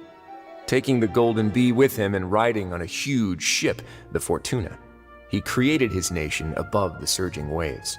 He called his nation Lemuria and used the Fortuna to incessantly search for new tribes and islands, calling on them to join his empire. There's a ship in this story too? Where there's water, there'll be ships. People believe that hope can always be found at the end of a voyage. Do you believe that too? To a point, I think. As you've already seen, I have a whole factory's worth of labor, materials, and technology at my disposal. Certainly can't hurt to give it a try. So the moment I began to speculate that the primordial sea might lie underneath the gate, I also began this project. Were you inspired by the legendary Fortuna? Maybe. Fontanians need something to hold on to cope with the impending disaster. Were the workers to find out the truth behind this ship, riots would destroy the fortress faster than any catastrophe. As the fortress's administrator, I'd never make such a reckless call. Alright, that's enough talking for now. I'll need another 3 cups of tea to soothe my throat. Do you have any other questions? Seems like you're good. Come on, I'll take you back.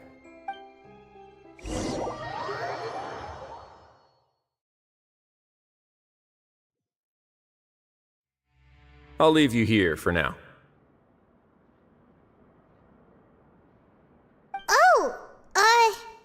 Thank you so much. No worries. But don't forget, it's up to you whether or not you want to share what you just saw. What you do from here on out will likely affect those 3 as well.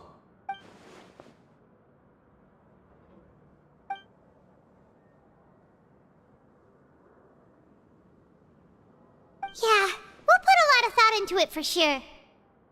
Great. I look forward to what happens next.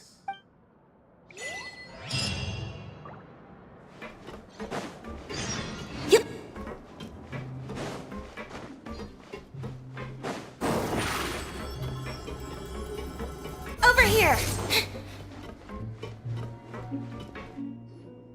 We're back! Welcome back. Do you want a cup of tea? How can you be so much like Risley, always drinking tea? Huh.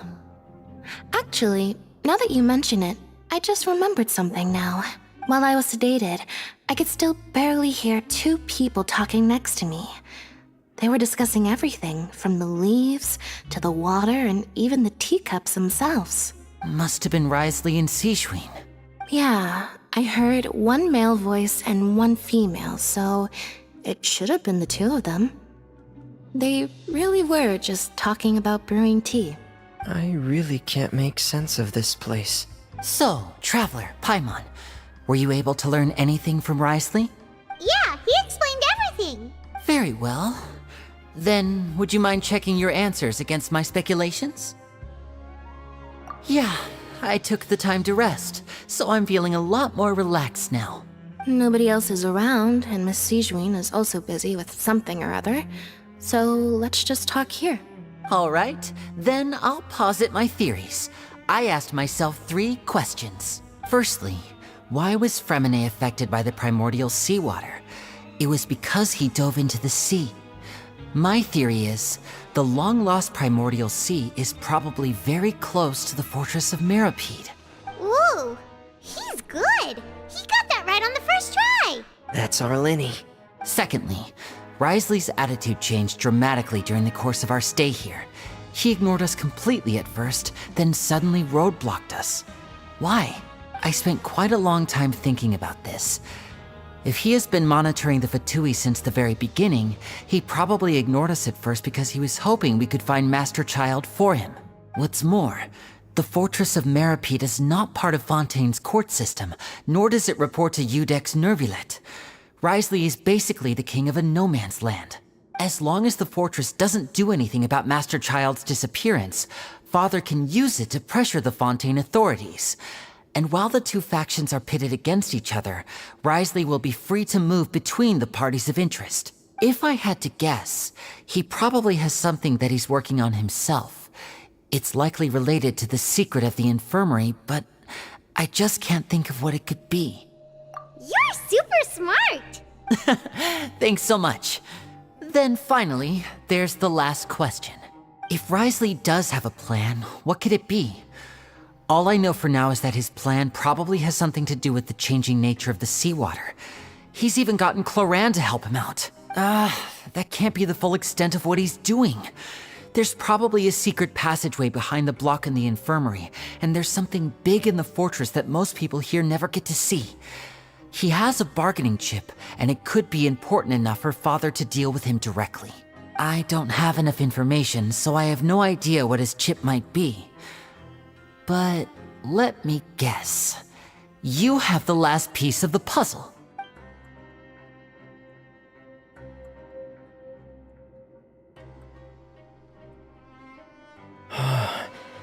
I can't believe it. The sea will engulf everyone. Just like the prophecy said. Could Wriothesley have wanted to meet Father to figure out a way to deal with this crisis? If you remember, I once mentioned that Father sees the House of the Hearth as her base of operations, and she truly wants to resolve the crisis. But how could Wriothesley have known that? Or perhaps he didn't know, and just wanted to bring Father over to his side? Which could be why he said he just wanted to negotiate. Yeah, that makes sense to me. I understand your concerns as well, Traveler. I'll figure out a way to pass this on to our father. No matter what, we're on your side. The two of you have already aided us far too much. We probably wouldn't be standing here right now if not for you. If you ever need anything else going forward, please come to the House of the Hearth at any time. Though you may not share the sentiment, after all that we've gone through together, the three of us basically see you as family now. You have my gratitude. Thank you for protecting Linny when it really mattered. And thank you for sharing the secrets of the fortress with us. We didn't think you were going to do it. Why are you being so formal all of a sudden? Given your strength, you might not need our help at all.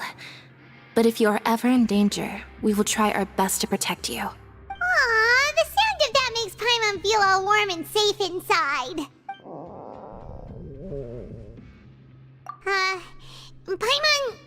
Paimon's hungry.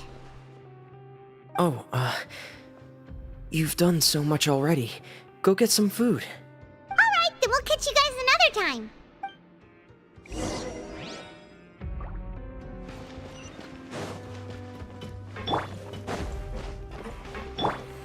Smile!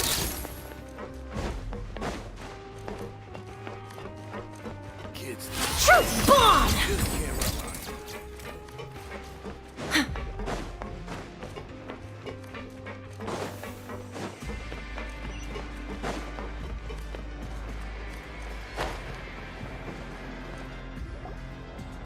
Time for dinner. Welfare meals now being served in the coupon cafeteria. Come on, let's go pick up ours as well. Traveler and Paimon, over here. Are you here for dinner too, Miss Sijwing? Mm-hmm. And I'm taking the opportunity to prepare Miss Cloran's dinner as well. Huh. You're right. She's actually sitting in the fortress cafeteria. What would you like to eat? Yep, you can. I've already talked to our chef, Mr. Wolsey. It's all on me today, so you can get whatever you'd like. Me too! Don't forget Paimon! No problem. Just leave it to me.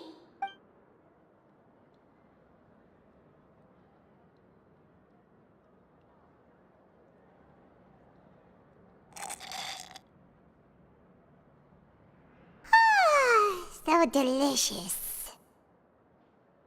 Is this how it feels to be freeloaders? Wait a second, we did do plenty of work after all. Feeling full yet? How's the food? delicious!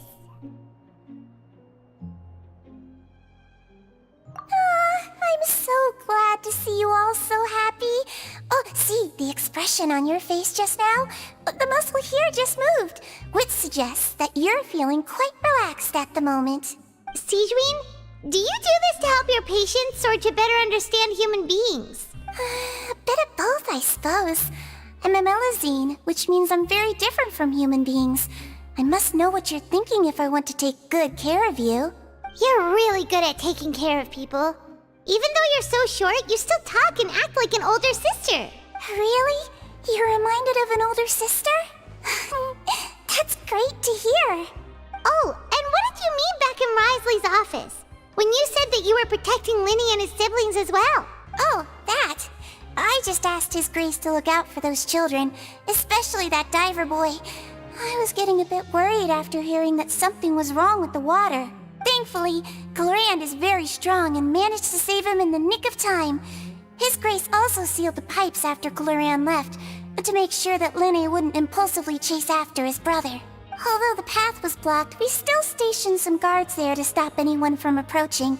They were instructed to only open the door once Miss Glorand had returned. Oh, and I was keeping an eye on Mr. Linny as well. We had to press him, but we couldn't allow him to be in any real danger. You were all super considerate and really thought everything through. It's just what we do down here at the fortress. At least this has been His Grace's style for as long as he's been the leader. Oh, I really wish Monsieur Nervula would come down here more often too. I feel like he'd like it here, with all the darkness and chaos. Get a good night's rest, you two. You both worked very hard.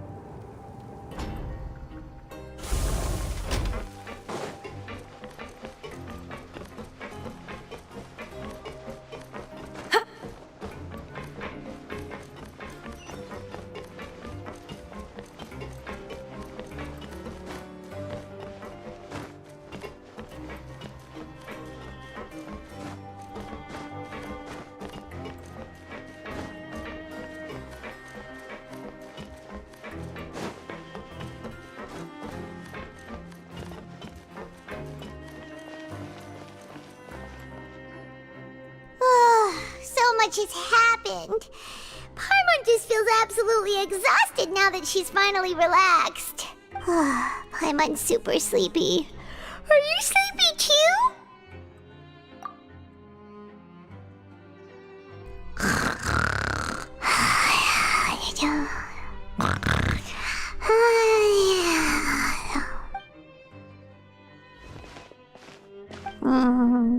Delicious. Paimon wants seconds for free.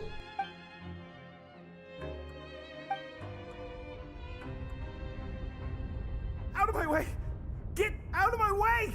What happened? Why is everyone running? No idea, but something must have happened. Stop asking! Who's yelling? Paimon still wants to sleep.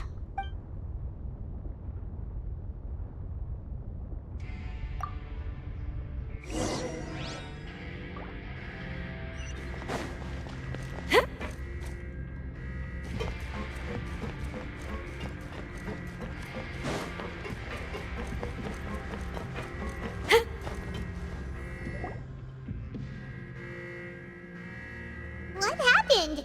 Why is everyone running around? Hey, what are you doing? No time to explain, mate. Goodbye. Hey, wait! What's wrong with these people? They won't even talk to us.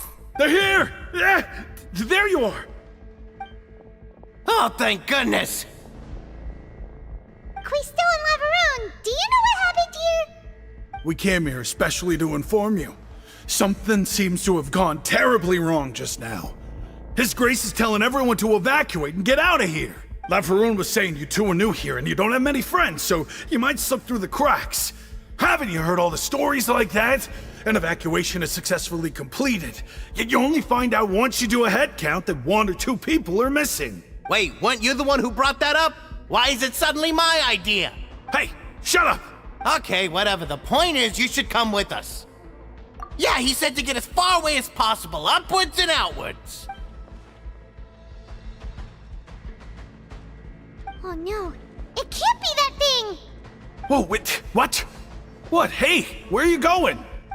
We have to go find the Duke! You two just go and get out! Go on without us! Hey! Be careful! Attention! Please evacuate upwards and outwards, upwards and outwards.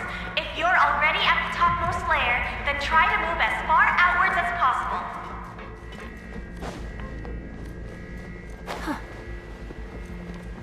Attention! Please evacuate upwards and outwards, upwards and outwards. If you're already at the topmost layer, then try to move as far outwards as possible.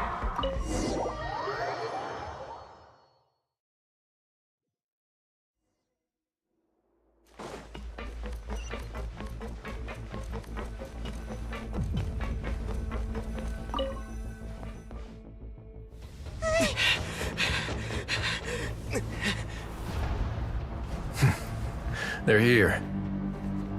Just like I said. We have it!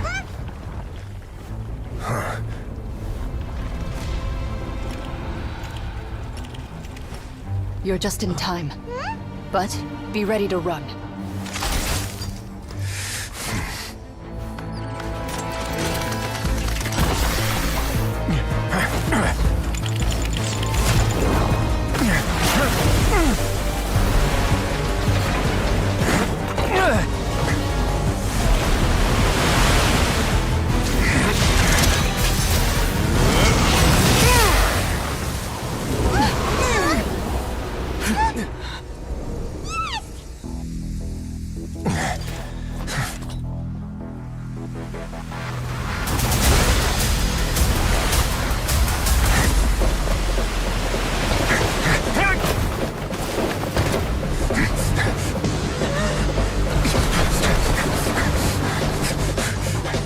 Three, 2, 1.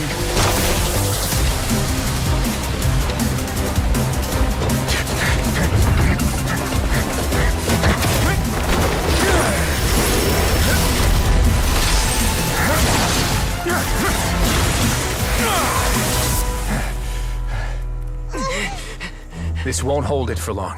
Find Neuvillette. Tell him the defenses are about to collapse. Then what will happen to you? Until he arrives, we're the last line of defense.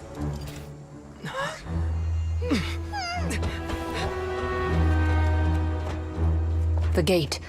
How long do you think it'll hold? That depends on us.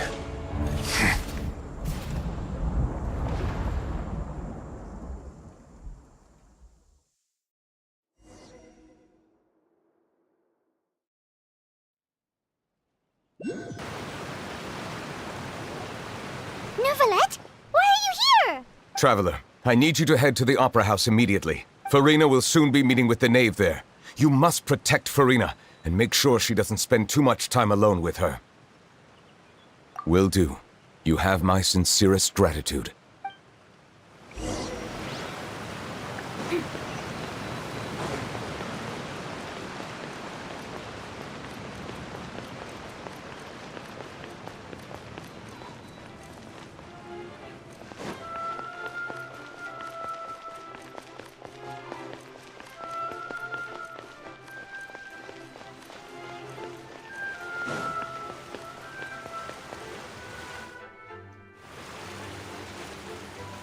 Look! There are a ton of Fatilian Palais Mermonia people over there! The Knave is probably here already. We need to hurry! Are you two the traveler in Paimon? Monsieur Nervalet has left instructions. Please follow me. Though I'm sure he's already explained, this should be a mostly cordial conversation, unlikely to give rise to violence. But it would be most appreciated if you could protect Lady Farina to the best of your abilities.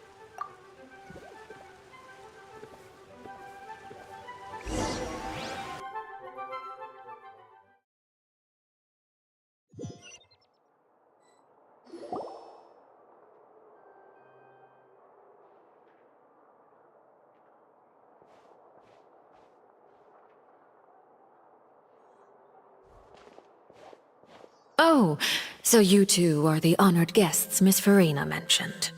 Of course, of course! How could they not attend a meeting such as this? I must always have 2 or more guests at my dessert table.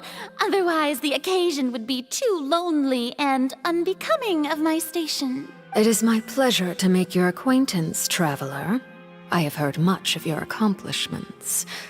I am the Knave, one of the 11 Fatui Harbingers.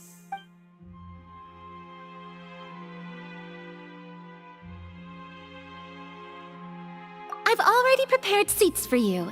Come, sit beside me. Perhaps you two are unaware of how Miss Farina and I do things. You see, we actually recently agreed to get together for tea when we had the time. See this? This is a limited type of confectionery that Miss Farina simply adores.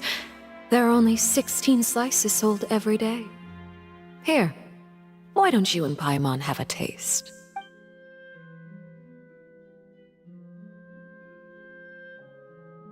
Traveler, what do you think of this cake? That's good to hear. So what Child said was on the mark after all. You do share a taste in desserts with Farina and I. I wonder how he's doing nowadays. You must have heard, right? He's suddenly gone missing. I'm really worried about his safety, you know. Here's to hoping that he's an excellent swimmer. Since we're talking about him, I feel like I should add something. His martial prowess really looked certainly pretty impressive, yeah.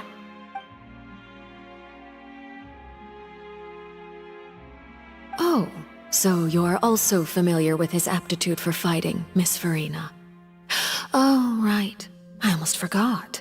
Child was subdued by Eudex Neuvillette right in front of you. Against ordinary people, my colleague would never be on the back foot. But alas, he just never imagined he'd run into such a person.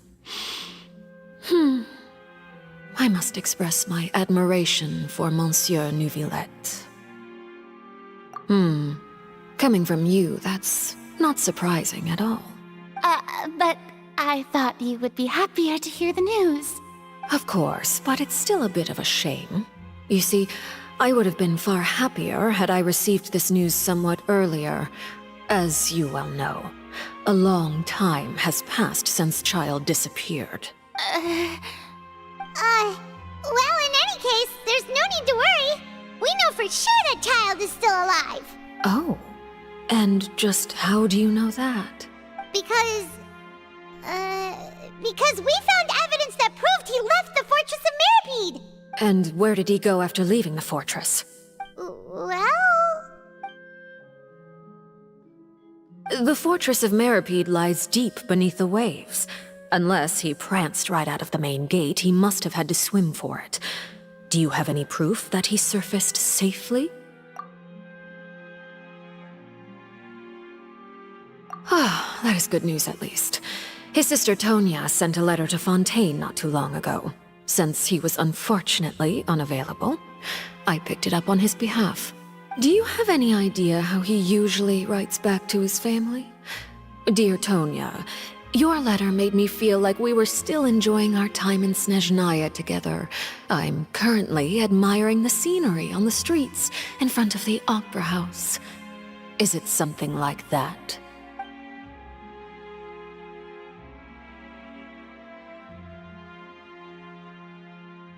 All letters tend to follow the same few formats anyway, right? As long as the contents are accurate, it doesn't matter so much how it's written or how it's worded.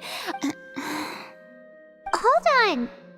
The water in the teacup is shaking. I suppose this is also a sign of things to come, Miss Farina. Huh? I don't quite understand what you're trying to say. Have we entered into the next stage of the prophecy?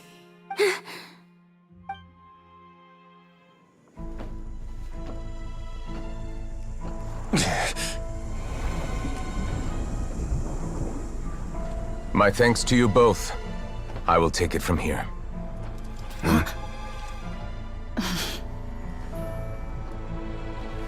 Sure you don't need a hand? Quite sure. Wow. So, what's your secret, huh? Let me guess.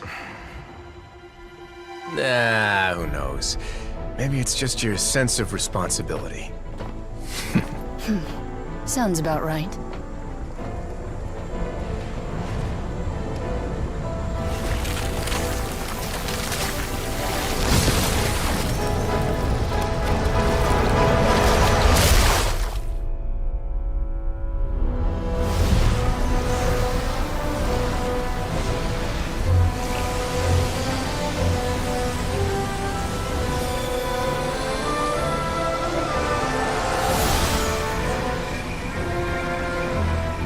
Day may come when the prophecy is fulfilled, and the waters burst forth.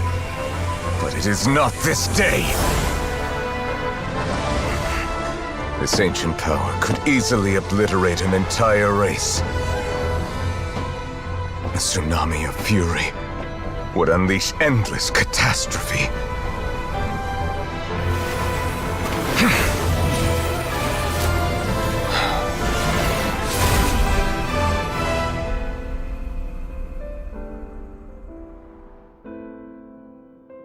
This sentence is too severe. Forgive me for overruling it.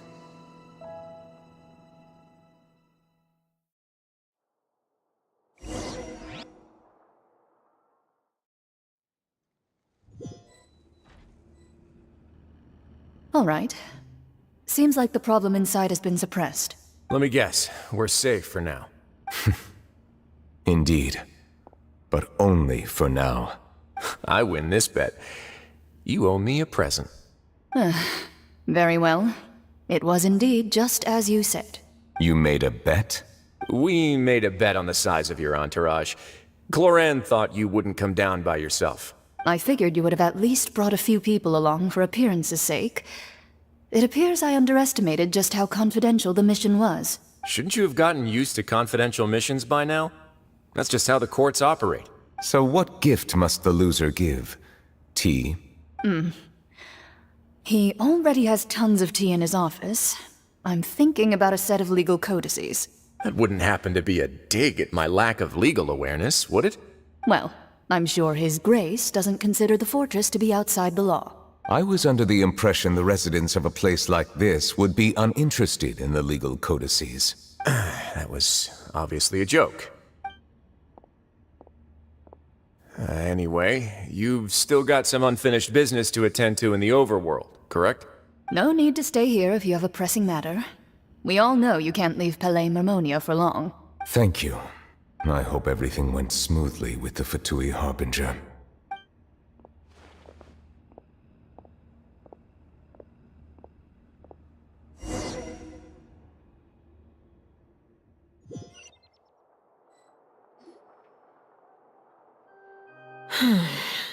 I must say, we've spent long enough playing house, Miss Farina. As the Hydro Archon, I am sure you understand the exact meaning of the phenomenon we just witnessed. Or should I say, that's what I originally thought. But looking at your expression, was I wrong? And you haven't a clue? What are you trying to say?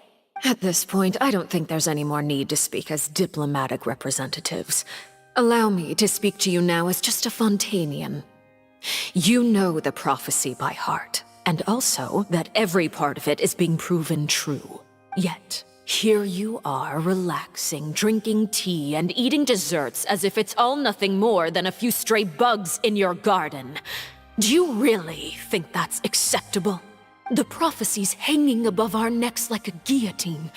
Every faction is looking for a way to either avert the disaster or save their own. Even the orphans of the House of the Hearth have devoted everything to saving their homeland. But you? It beggars belief just how nonchalant and carefree you have been. From the very beginning, you, the god Focalor, you have utterly failed to take action. You're wrong. I've never ignored the prophecy, nor have I just been passing the time in self-indulgence. Retract your accusation and stop doubting the wisdom of the gods with such absurd conjectures. I am not alone in my doubts, you know. All the children of Fontaine may be harboring the exact same thoughts right now. Oh, great Hydro Archon. How are you going to save them? Save us? How are the people you've sworn to protect supposed to survive in a land that will soon disappear beneath the waves? I have my ways, and I've been working on them for all this time. Even if you look down upon me, you have no right to judge me. Fontaine will be saved. Even if I still cannot see the true future right now, as long as I continue on as I am, I will be able to hold my head up high.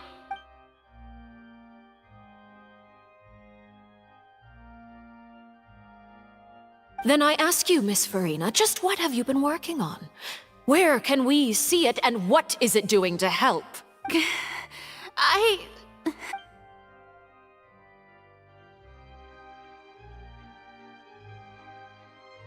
My machinations are just like the prophecy itself. They will only reveal themselves at the fated time. It is just that beings like yourselves are unable to perceive them as of yet. I see. As a god, the proof of your labor always lies beyond prying mortal eyes. Allow me to be so bold as to ask another way. Would it be possible for you to tell us the parts of your plan that are not confidential? Such as your emergency response plan for the impending disaster? An emergency response plan? Oh, that look in your eyes. Have you not even prepared one of those? The emergency response plan is also strictly confidential. Then allow me to jog your memory. Miss Farina, what is the purpose of your Oratrice Mécanique d'Analyse Cardinal? And what do you plan to do with the massive amounts of indemnitium that has accumulated over the years? The Oratrice? It's just like it appears to be. So you also have no idea. If I'm not mistaken, someone's using it to prepare for something. But unfortunately, it would seem that someone is not you, Miss Farina. I first caught wind of this when Linny tried to investigate the Oratrice in the Opera House. You see, even just getting close to the core contaminated him with an extremely large amount of indemnitium.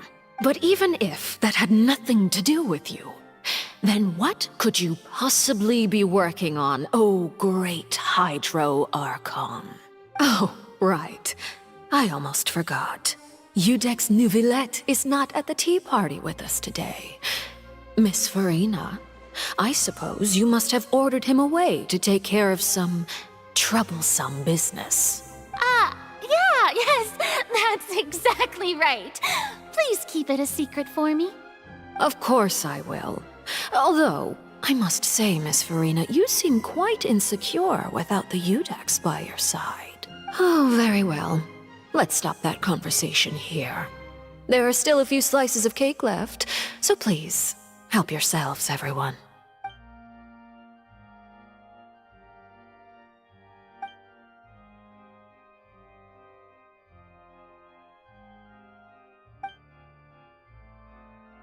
Traveler, I heard that you were recently commissioned to handle a few matters on behalf of the Udex.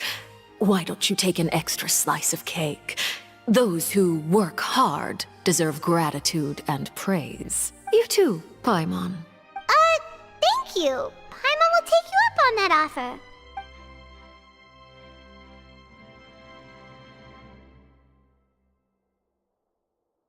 Oh, Paimon's super full. That cake was great. If it's on my tea table, it must be of the highest quality.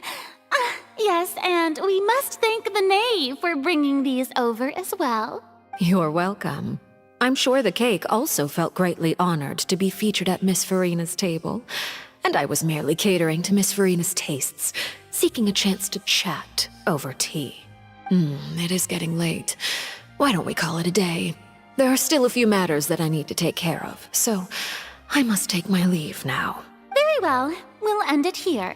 Mind seeing me off, traveler? We could use the opportunity to discuss Child before I must be on my way. Paimon's coming too!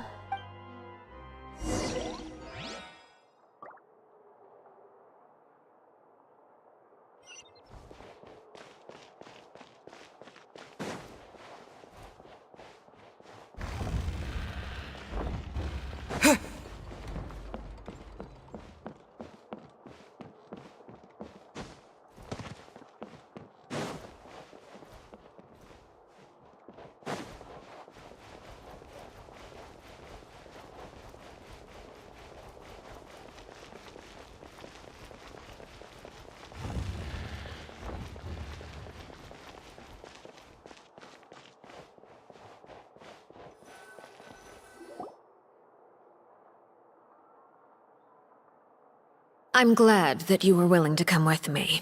Of course, Child was just an excuse. I have no interest in your dealings with him. That's what Paimon thought. You lent your aid to the children of the House of the Hearth. As their father, I would like to express my gratitude. Do I look like an irresponsible father to you? The House of the Hearth is very important to me. You should know that I care deeply about my children. That was all. Formal topics should be discussed in formal settings, and informal topics in informal settings. I know you just returned from the fortress of Meripede. Relax. I have no intention of trying to get anything out of you. Linny, Lynette, and Fremine are still there, and I trust their judgment and abilities.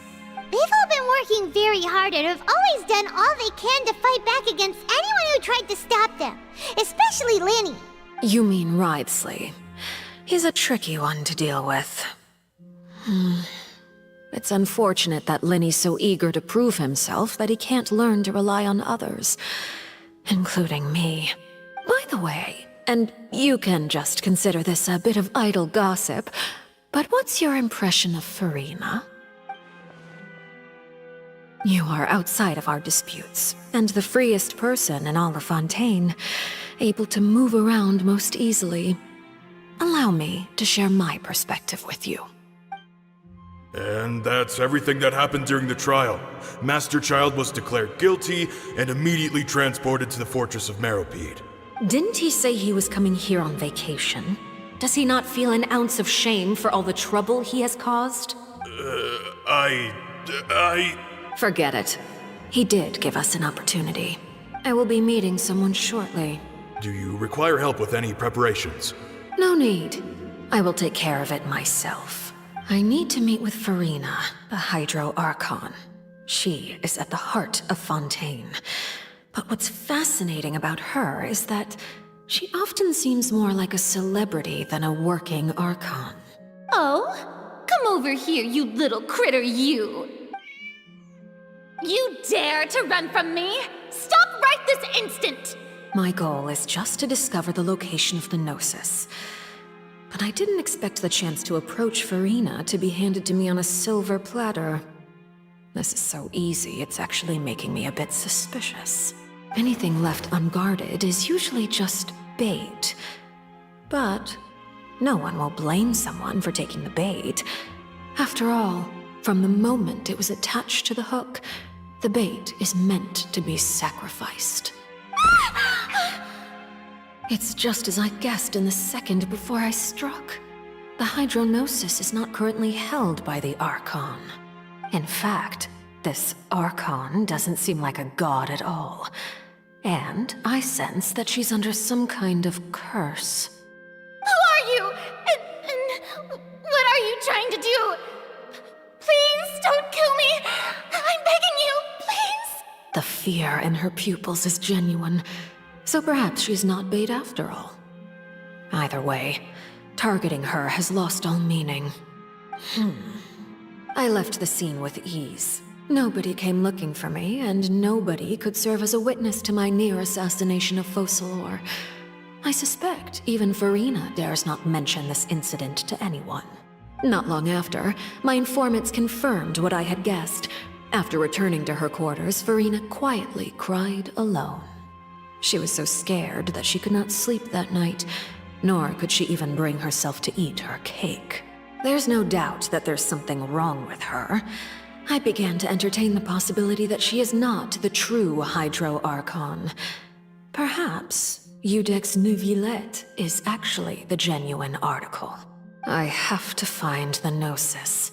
If the Neuvillette hypothesis is correct, he is probably in possession of it. Alternatively, it might have been hidden in a place that's hard for ordinary people to access. Yes, Father. My dear children, please speak. News from the Fortress of Meripede. Master Child has gone missing. On top of that, the contacts and guards we bribed at the fortress have all gone quiet as well.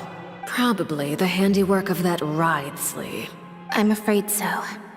This is a good opportunity. The value of a Harbinger is much higher than most would imagine. We now have an excuse to exert diplomatic pressure on the Fontaine authorities. Set up a meeting for me. I would like to meet the Hydro Archon and Iudex Neuvillette. Oh, and I have an additional mission for you three. Yes, Father. Tartaglia's disappearance was not a part of my plan, but I can use it to make a breakthrough. With this as my excuse, I can ask for an official audience and continue my investigation of Farina and Iudex Neuvillette. The initiative belongs to the House of the Hearth. My wish to investigate the Fortress of Meripede will be a front. Linny and his group will be responsible for the actual intelligence gathering.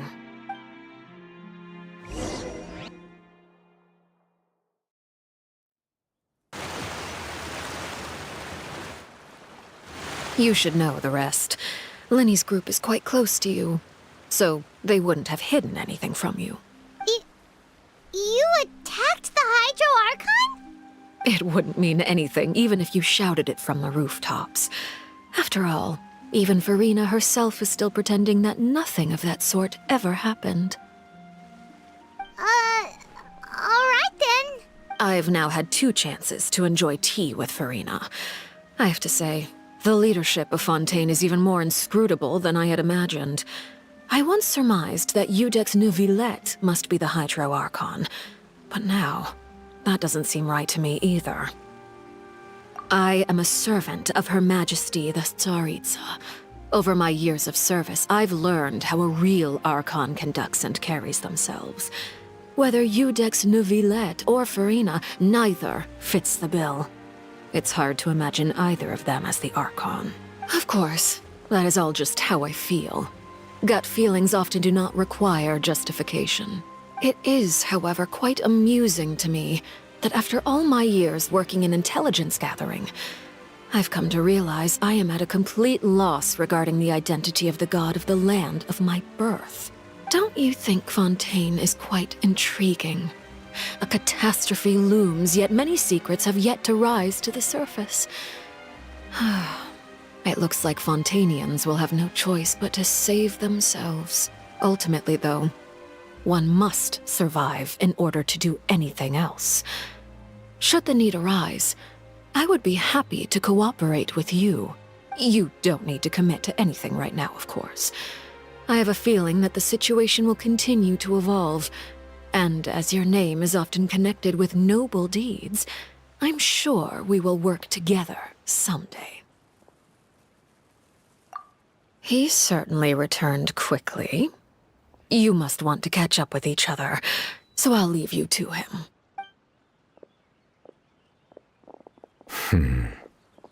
Neuvillette, Is it over? For now, yes. But this issue will prove quite thorny in the long term. I'm concerned that sooner or later the prophesized events will occur. Thank you for protecting Farina. To put it simply, I used my power to force back the primordial sea and reseal the sluice gate.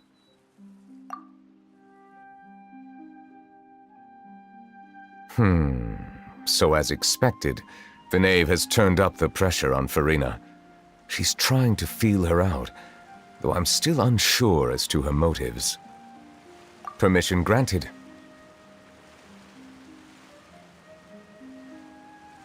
Whoa. It can't be that you're the real Hydro Archon, right?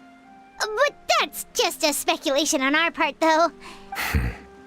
You can't tell us? Then that's okay. We can talk about something else. We won't try to force you. You guys in Fontaine are super strange. If by the phrase, you guys, you are referring to Farina and I, then although I'm not sure just what you are trying to imply, I must clarify that I do not share her positions on a multitude of topics. I believe so.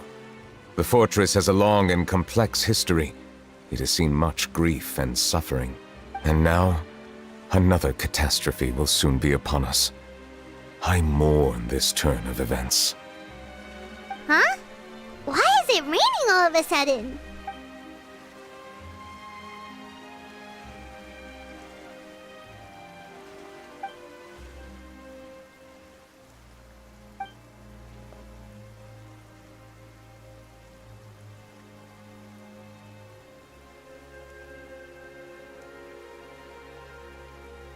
You may be closer to the truth than you think. Oh? And what are you thinking? The dragon of... what? Huh? Please do not be so surprised. Farina?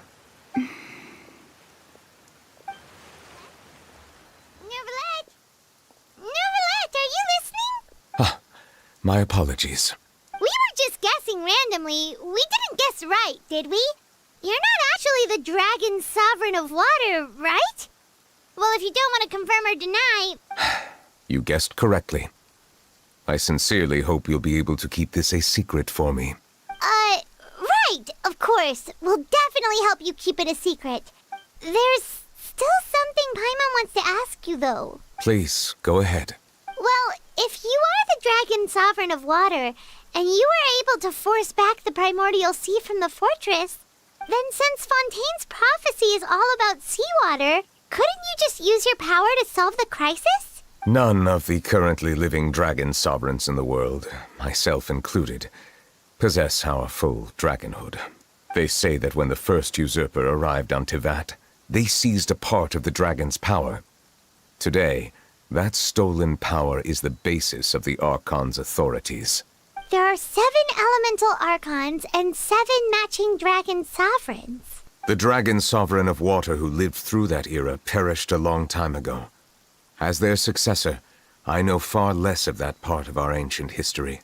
In any case, I believe I will not be able to do much unless the Archon disappears and returns their elemental authority to me.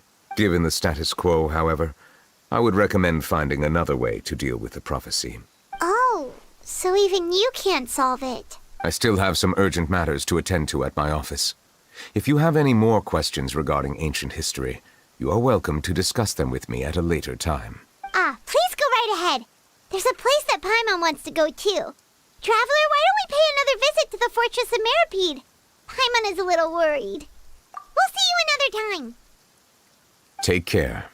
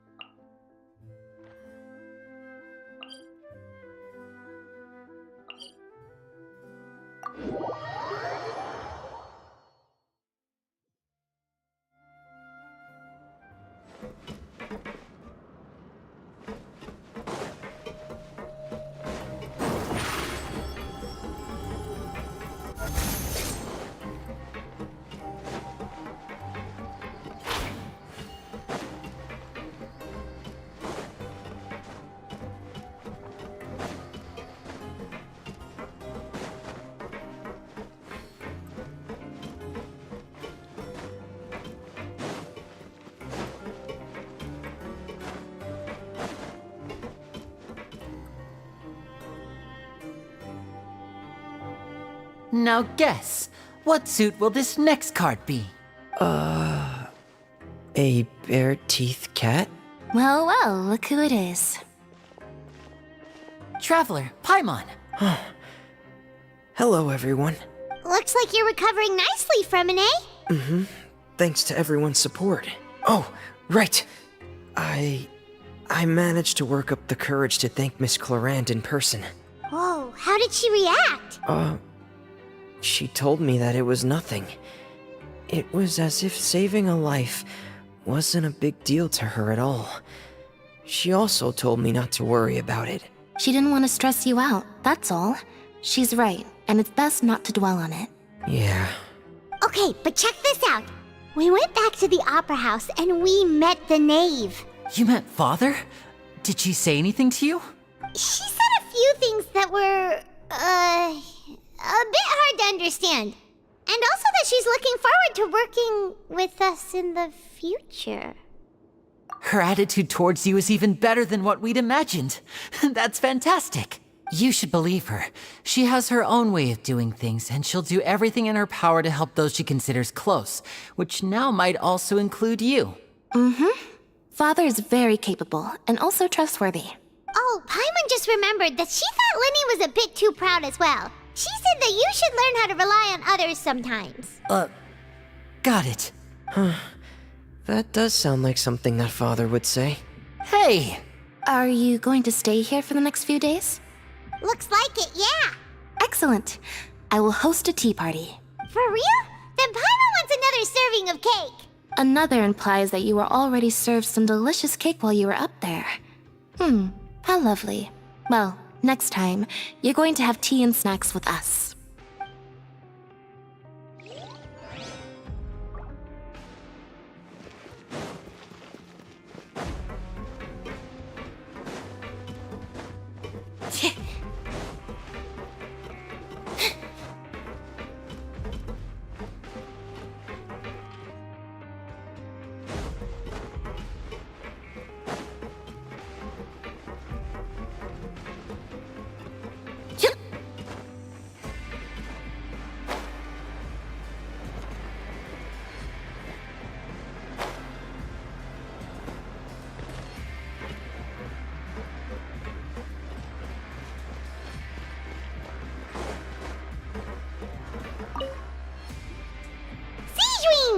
Traveler, Paimon, you're back! Are you still doing alright? Did either of you get hurt? We're fine, but what about you guys? It was such a huge mess. How bad was it? A few people sustained superficial injuries, but that's about the extent of the damage. Monsieur Nervulette paid us a visit. It was all thanks to him that we managed to suppress the crisis for the time being. Of course, we must also thank you for the help you provided. How did Nervulette know that he was needed here? Well, Monsieur Nervulette has strong resonance with the hydro element. When the water level rises, he can feel the waves produced. I ran into the bombshell bros while bandaging the injuries of the wounded. They were mumbling the whole time about how you just ran down without a word. I'm so relieved to see that you're both alright. If you're not too pressed for time, please stay with us a few more days.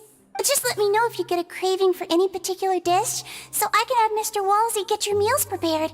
Oh, and please feel free to visit the infirmary for a break at any time. I'd like to take the opportunity to spend some more time observing your facial muscles as well. Your happy smiles are quite contagious, you know. They're so memorable, and I've missed them immensely while you were gone.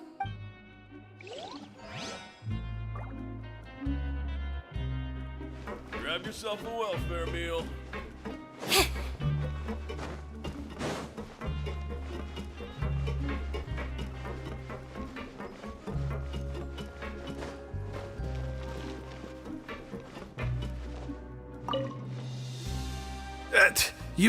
You guys are back? Quisto! Lavaroon! You guys didn't get caught and thrown back down here, right? Huh? No, not at all. Ah, and here I thought you'd managed to escape from jail during all the commotion. I'd held you up as legendary jailbreakers, but now you're telling me you just never left? We're sorry, but we just had some business to take care of. All right. There's no need to get caught up in the details. We're just relieved to see you. He was super worried about you, you know. Hey, it wasn't just me. Weren't you super worried as well? Something like that, yeah. I was also transferred to work in the kitchen a few days ago. I can still hear Quisto mumbling to the carrots. Are those two all right? Do you think they made it out alive? Whenever he'd say that, I'd tell him I'm sure they're fine. Wherever they are, they're kicking back with drinks in hand, enjoying the lovely scenery. Hey, there's nothing wrong with worrying about your prison pals, is there?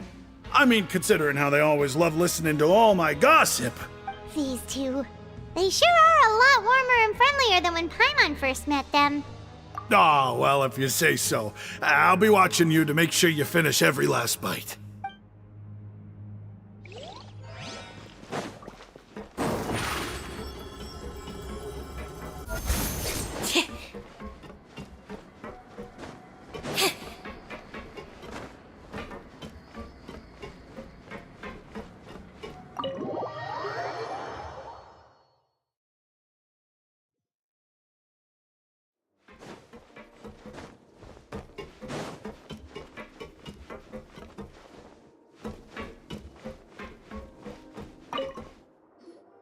Courier, Miss Sijween told me you still haven't eaten.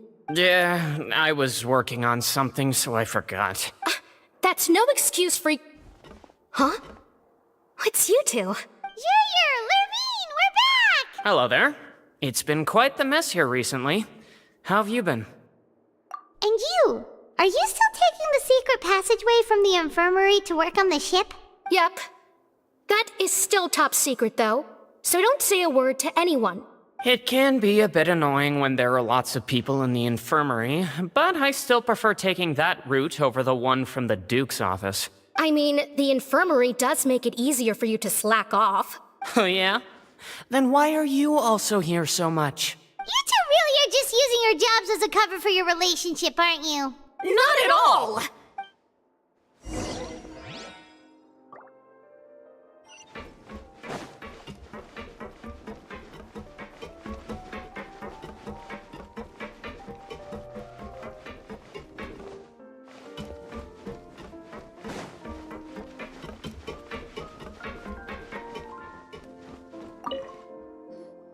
Do my eyes deceive me, or did I just see two inmates come back after making it to the surface? Some strange winds blowing of late. We wanted to see how the fortress is doing. Is everything still alright?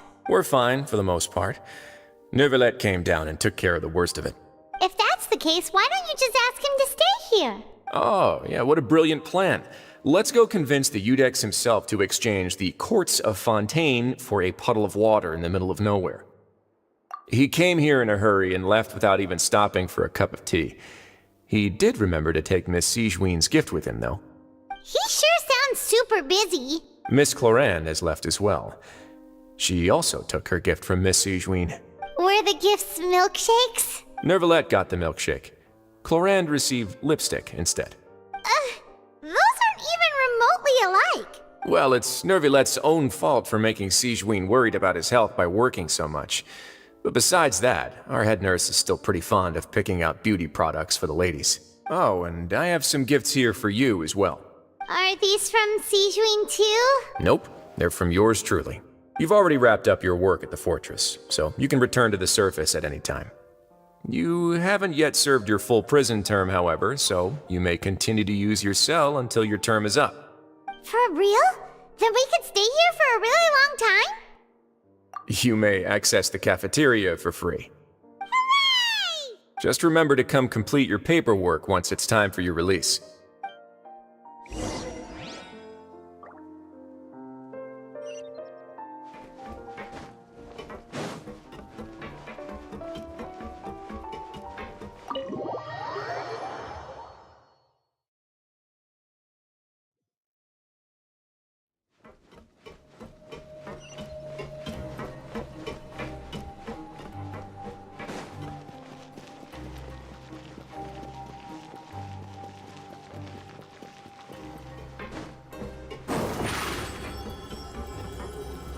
Surprise!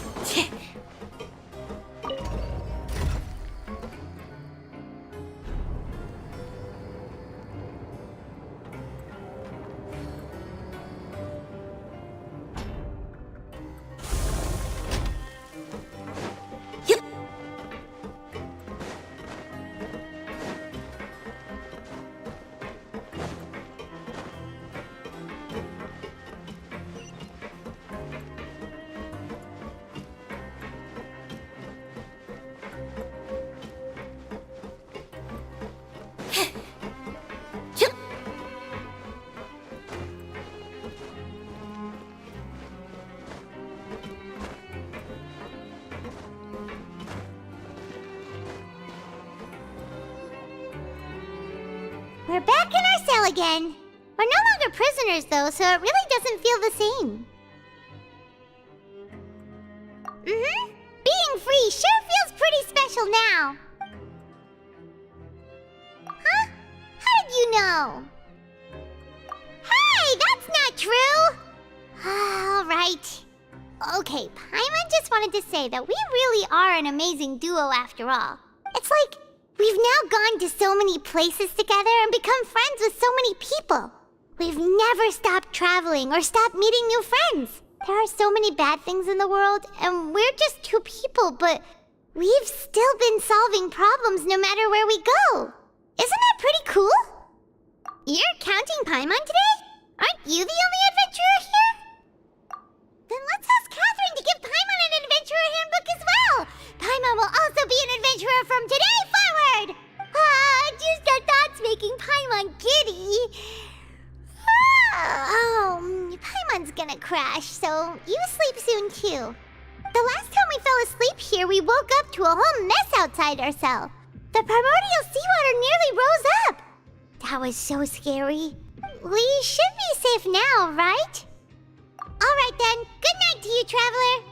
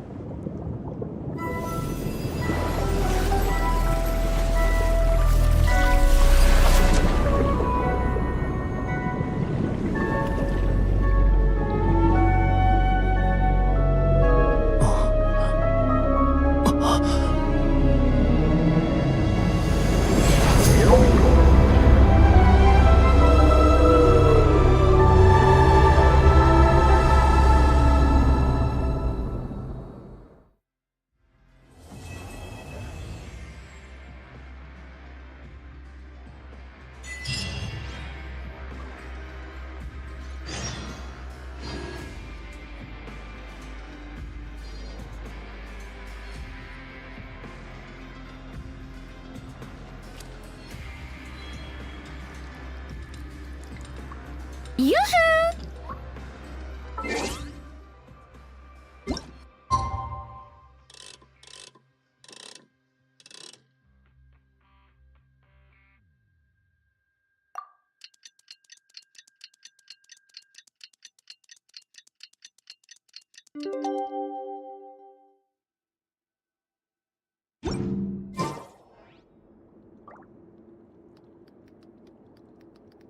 Yoo-hoo! Now for a little rest after breakfast. This is the life. Wait a sec. Isn't something important supposed to happen today? Oh, today's our big day! We're supposed to leave the Fortress of Meropide! Come on, we've got to go complete the release procedures now!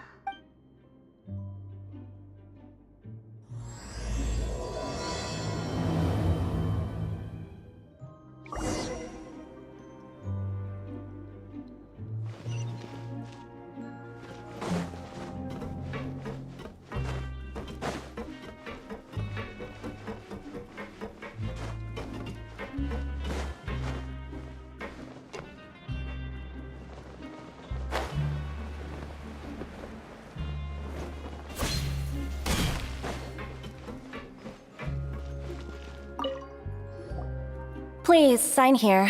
This document will be effective immediately upon signing, and you two may exit the Fortress of Meropide via the regular channels. It's been so long since we've been to the surface. Let's hurry up and... Huh? What's happening?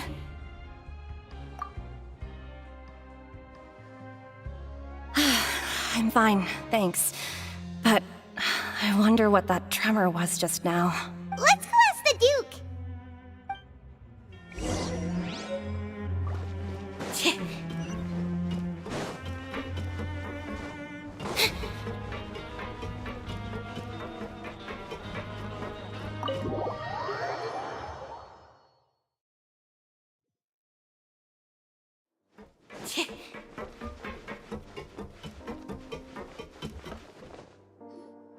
Your Grace?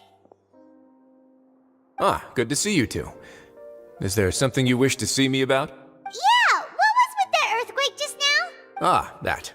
The tremor didn't originate from the seafloor. In fact, it seems it came from the surface. Over the years of serving as the warden here, I've developed a sense for distinguishing between what occurs on the surface and what occurs underwater. Besides, the seal that Monsieur Neuvillette set in place won't fail so easily. So the fortress is okay? If you recall our last incident, if there really were a problem, there would be crowds of inmates in a panic right now. Huh, you've got a point. Okay, seems we need to get back up to the surface and ask about what happened. By the way, do you know what day it is today? I believe today is this month's pipe cleaning day. Wait, seriously? Ah, yes.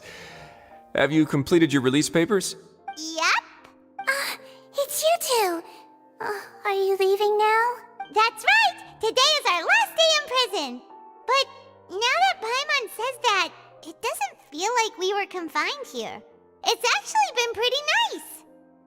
Oh yeah, Paimon feels fond of this place now. Then be sure to come back and visit. I'll miss you. If you've signed the release papers, then you're free to go. The guards will escort you out. You're not going to see us off? I knew you'd ask. All right, sure. Let's go. Well, you actually agreed. No worries, you must be busy. Paimon was just joking. Ah, so you do have a polite side, I see.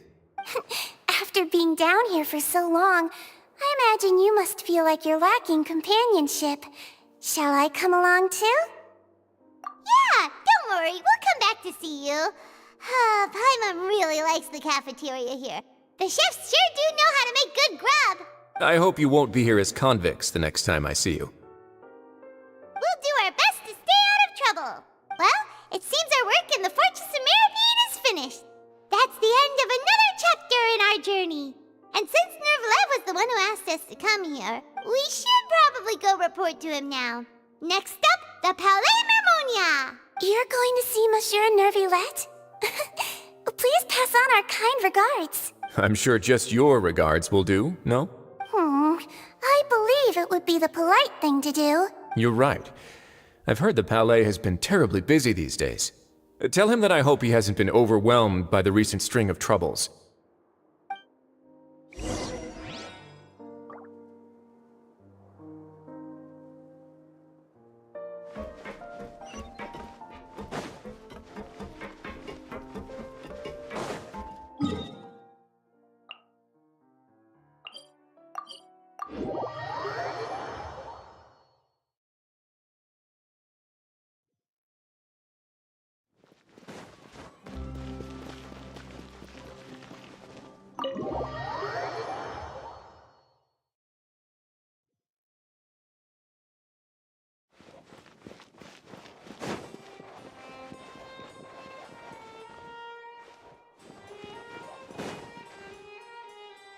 The Palais Mermonia sure is buzzing with activity today. Halt! Huh? Oh, it's you two. Apologies. Monsieur Neuvillette did say you'd be welcome at any time. Excuse me. Would you mind helping me take a look at this report? I'll be right there. Sorry, I've got my hands full here. You can see yourselves in. Everyone's so busy. Seems a lot has been happening.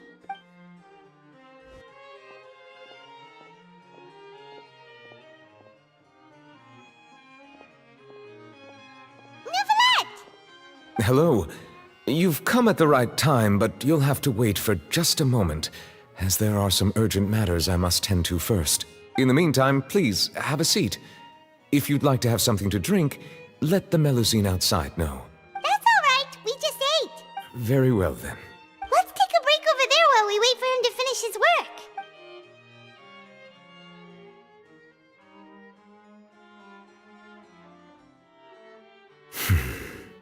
All right. That should wrap things up for now. Are you done with your work? Yes, sorry to keep you waiting. Today should be the day you were released from the Fortress of Meripede, and it appears that you've managed to complete all the release paperwork. That's right, and we came here to see you right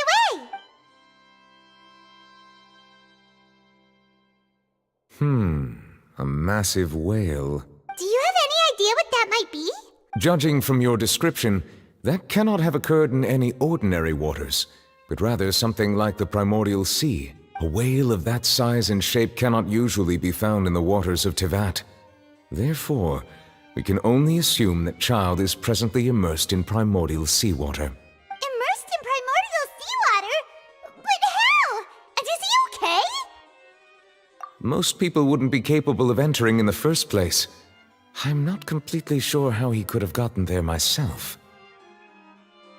Yes? What is it? Ah, right! Paimon felt it too! We asked the Duke and he said it wasn't from underwater, so we figured you might know something about it. It turns out that I have just received a report about this particular matter. In fact, that's exactly what I was busy with a moment ago. The source of the tremor was here on the surface near Poisson. After the shaking stopped, the water levels in the Poisson area rose at an alarming rate. The water levels rose? Oh no! What about all the people there? Fortunately, the water levels only rose for a short period of time and have already returned to normal now. However, I still have a bad feeling about the whole phenomenon. If the change in water levels is connected with the leaking primordial seawater, then the situation in Poisson may be much worse than it appears. Navia should be in Poisson, right? We need to go check on her! I would also like to go there as soon as possible, but I'm afraid I can't leave just yet. We must immediately formulate disaster prevention plans for the surrounding coastal areas to avoid potential catastrophes. I'll have to ask you two to go to Poisson first. I'll meet you there to check on the situation once I finish things here. There's no time to lose! Let's get going! Please be careful.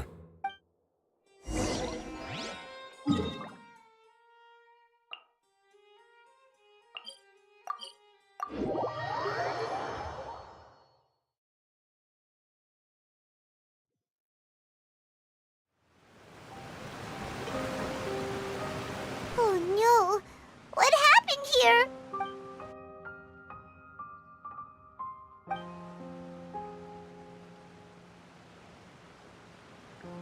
Navia should be around here, right? We need to make sure she's still... Paimon means we need to check on her.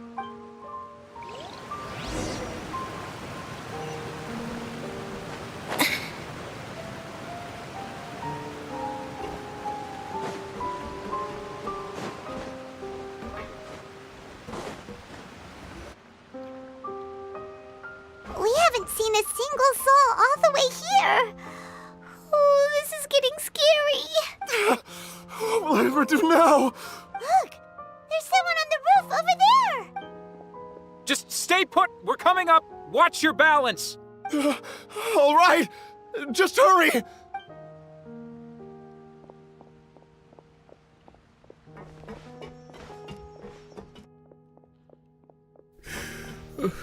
I'm not young anymore. How will I survive on my own? My Desiree! Oh, he looks pretty sad. My leg! My leg! How could this have happened? It hurts! Just hang in there. Help is on the way. You can hold my hand if it makes you feel better.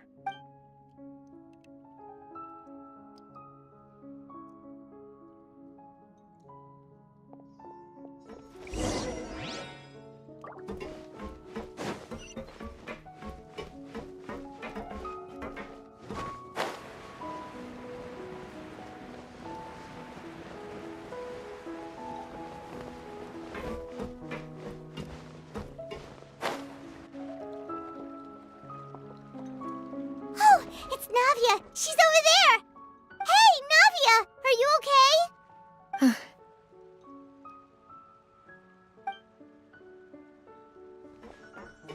You're here. We heard there was a situation in Poisson, so we came as quickly as we could. Yes. As you can see, the water level suddenly rose. It caused quite the disturbance, in fact.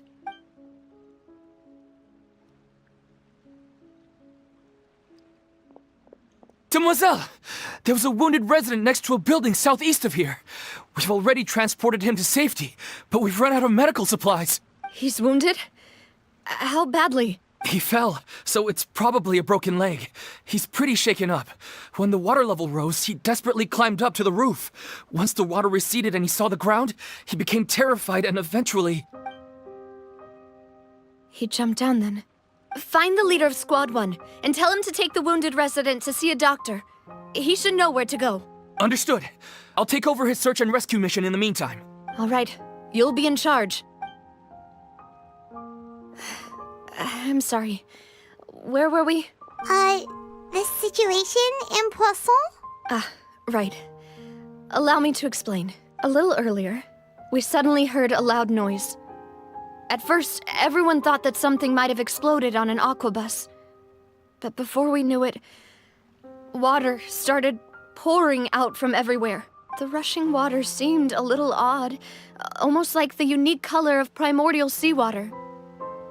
Some people didn't realize the danger and thought it was just ordinary water, leaking from somewhere. Everyone on the street who happened to be close to the water didn't have a chance to escape. As the water levels rose, they suddenly disappeared. They were all dissolved.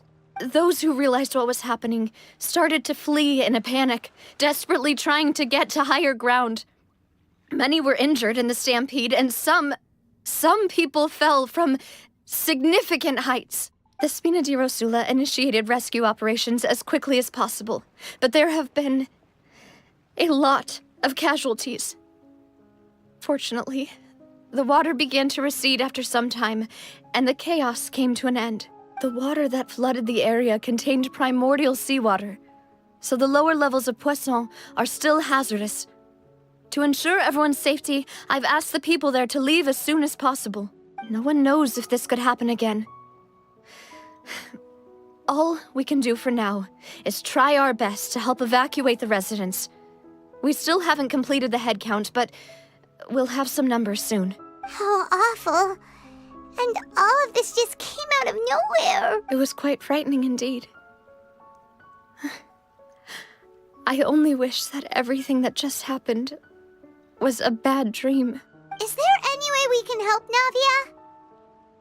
Thank you for being so willing to help in a moment of crisis like this. You don't know how much it means to me. I really can't express how grateful I am.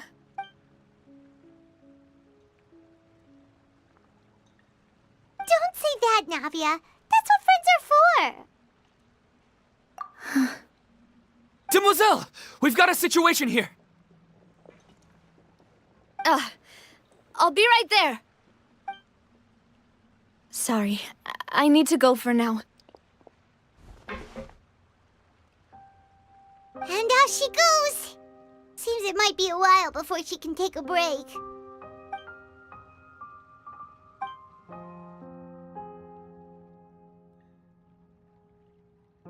Okay, the wounded are being tended to, and we finished a preliminary head count. More support has just arrived, so I suppose I finally have a moment to focus on my own matters. Of course, we should remain ready for anything, and continue doing our best to rescue others. I'll be sure to have everyone at the Spina di Rosula ready to render assistance. Traveler, Paimon, would you two accompany me to my father's grave for a moment? Huh? Right now? Thank you.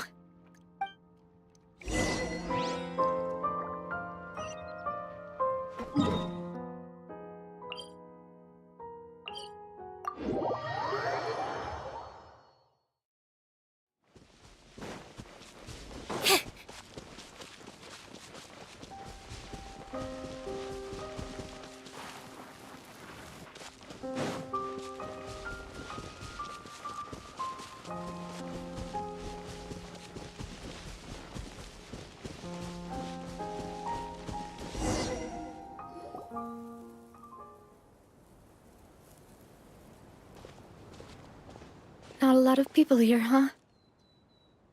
Well, given the time of day and the whole situation in Poisson, Paimon doesn't think there'd be a ton of people here visiting graves. Right. That's how things are now. The living are so exhausted that they've no strength to spare any words for the dead. Navia?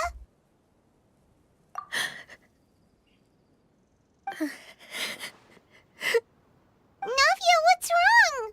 Sorry. I just...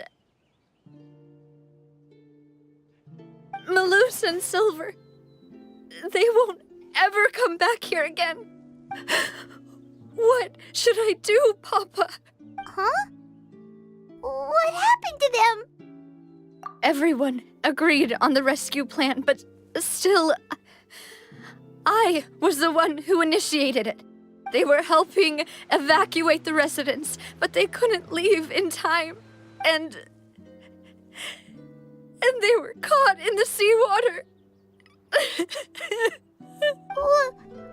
What should we do? I've known them for so long. And I know they weren't afraid. But I could at least hold a funeral for my father. And I know where he rests. But as for Malus and Silver, they're just gone. I just can't.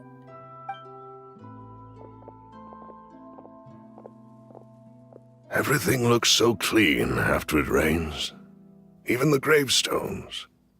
I didn't expect that you'd enjoy a glass of red wine in front of Master Callus's grave. I can understand.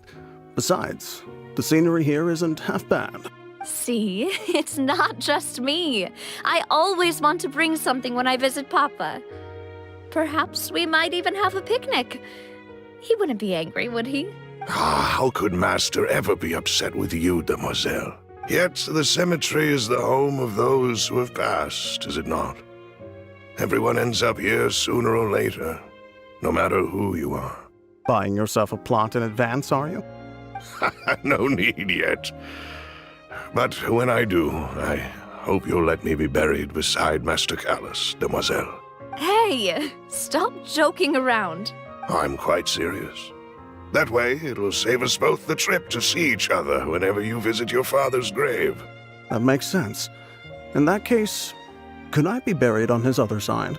After all, besides you, Demoiselle, the two of us could certainly be considered Master's closest companions, no? Personally, I believe we fill those shoes just fine. Why are you bringing this up all of a sudden? Seriously. All right. I'll remember your requests. But I'd really prefer not to talk about this stuff. And what do you mean by saving me a trip? I'd make the journey even if I had to visit you two somewhere else. I'd promised to let them rest in peace here. But here I am breaking that promise. I'm sorry for letting you see me in a mess like this. I don't usually cry, really. Paimon doesn't know how to help you feel better. But, well, she understands how you feel. I had always thought I could make my wishes come true. But now that I think about it, that never solely relied on me. Many things can only be accomplished with someone else's help. Malus and Silver have helped me so much. But by contrast, I could do nothing for them. I'm so sorry. You can spend as much time as you need here, Navia. We'll stay with you. Thank you. Right now, you don't know how much that means. By the way, you can have a look at this. It's a list of victims from the incident that took place here. Obena, Khan, Burnett, Giverny, Francine, Karina, Daisy Ray, Joinville, Julianne, Esson, as well as Malus and Silver. So, everyone else is safe. But still... It's okay. I know what you're thinking. And you're right. We lost Malus and Silver. But we were able to save more than we anticipated. The overall outcome indicates that the cost was worth it. Right! Don't think that way, Navia. One person might be saved at the expense of another, sure, but that isn't something we should ever consider a trade. Malus and Silver were not the price for saving anyone. They're heroes. You're right. Thank you, Paimon. What you said just now was pretty amazing, actually. I'll remember your words. Oh, really? Seems you've become more eloquent in the time since we last met. The knave? What are you doing here? Is everything going well on your side? Yes, my people are carrying out the mission according to your request. All the residents of Poisson have been evacuated, and we're preparing to relocate them to higher ground. As for these supplies, we have everything taken care of. There is no need to worry. Thank you very much. Wait, do you two know each other? We just met recently. Right, Miss Navia? Usually, I would call this a coincidental encounter, but that doesn't quite fit this time. Besides, it never even crossed my mind that a Fatui Harbinger would come looking for me. Thanks to the Knave, Spina di Rosula received generous support from the Fatui, which allowed us to complete the rescue and evacuation work so quickly. Mutual aid is essential to fostering positive developments. We were already in the area, in any case, so it was nothing. That said, I must say that you're a lot sharper than you let on. I'm sure you understand what I mean. I apologize for all the ways in which I tested you previously. We've never worked with a Fatui before, and it's extremely important for us to know who we're working with. My subordinates have reported that Fatui soldiers have been observing water levels and taking head counts in various locations. I hear that they've also prepared a large amount of emergency supplies. I'm quite surprised. This is nothing to brag about, nor do I intend to. It is simply the way of powerful organizations to act forcefully, whether they are doing good or ill. You've witnessed that firsthand, in any case. As I've told this traveler before, I know of the prophecy, and I intend to prevent the impending disaster. Lending your organization a hand was a natural first step in accomplishing that. As such, do not be troubled by this token of our sincerity. Perhaps one day, you'll also be able to help me in the same way. Without your help, there would have been many more casualties. I won't forget your kindness. Furthermore, I sincerely regret what happened to Malus and Silver. I only wish that my people could have arrived a little earlier to prevent this from happening. Don't say that. You and your subordinates did everything you could. As Paimon said, Malus and Silver didn't choose to sacrifice themselves for any specific person. And they weren't the price paid for other salvation. They chose to become heroes themselves. I've never liked hearing people put it that way. It's like trying to relieve pain by saying some noble-sounding words. But right now, there's nothing more suitable. They really did become heroes. You're right. I'm sorry for your loss, Miss Navia. Water is life to Fontaine's people, and it also spells disaster. It's no wonder that people always say that prophecies represent fate. Fortunately, I've never been one for such opinions. So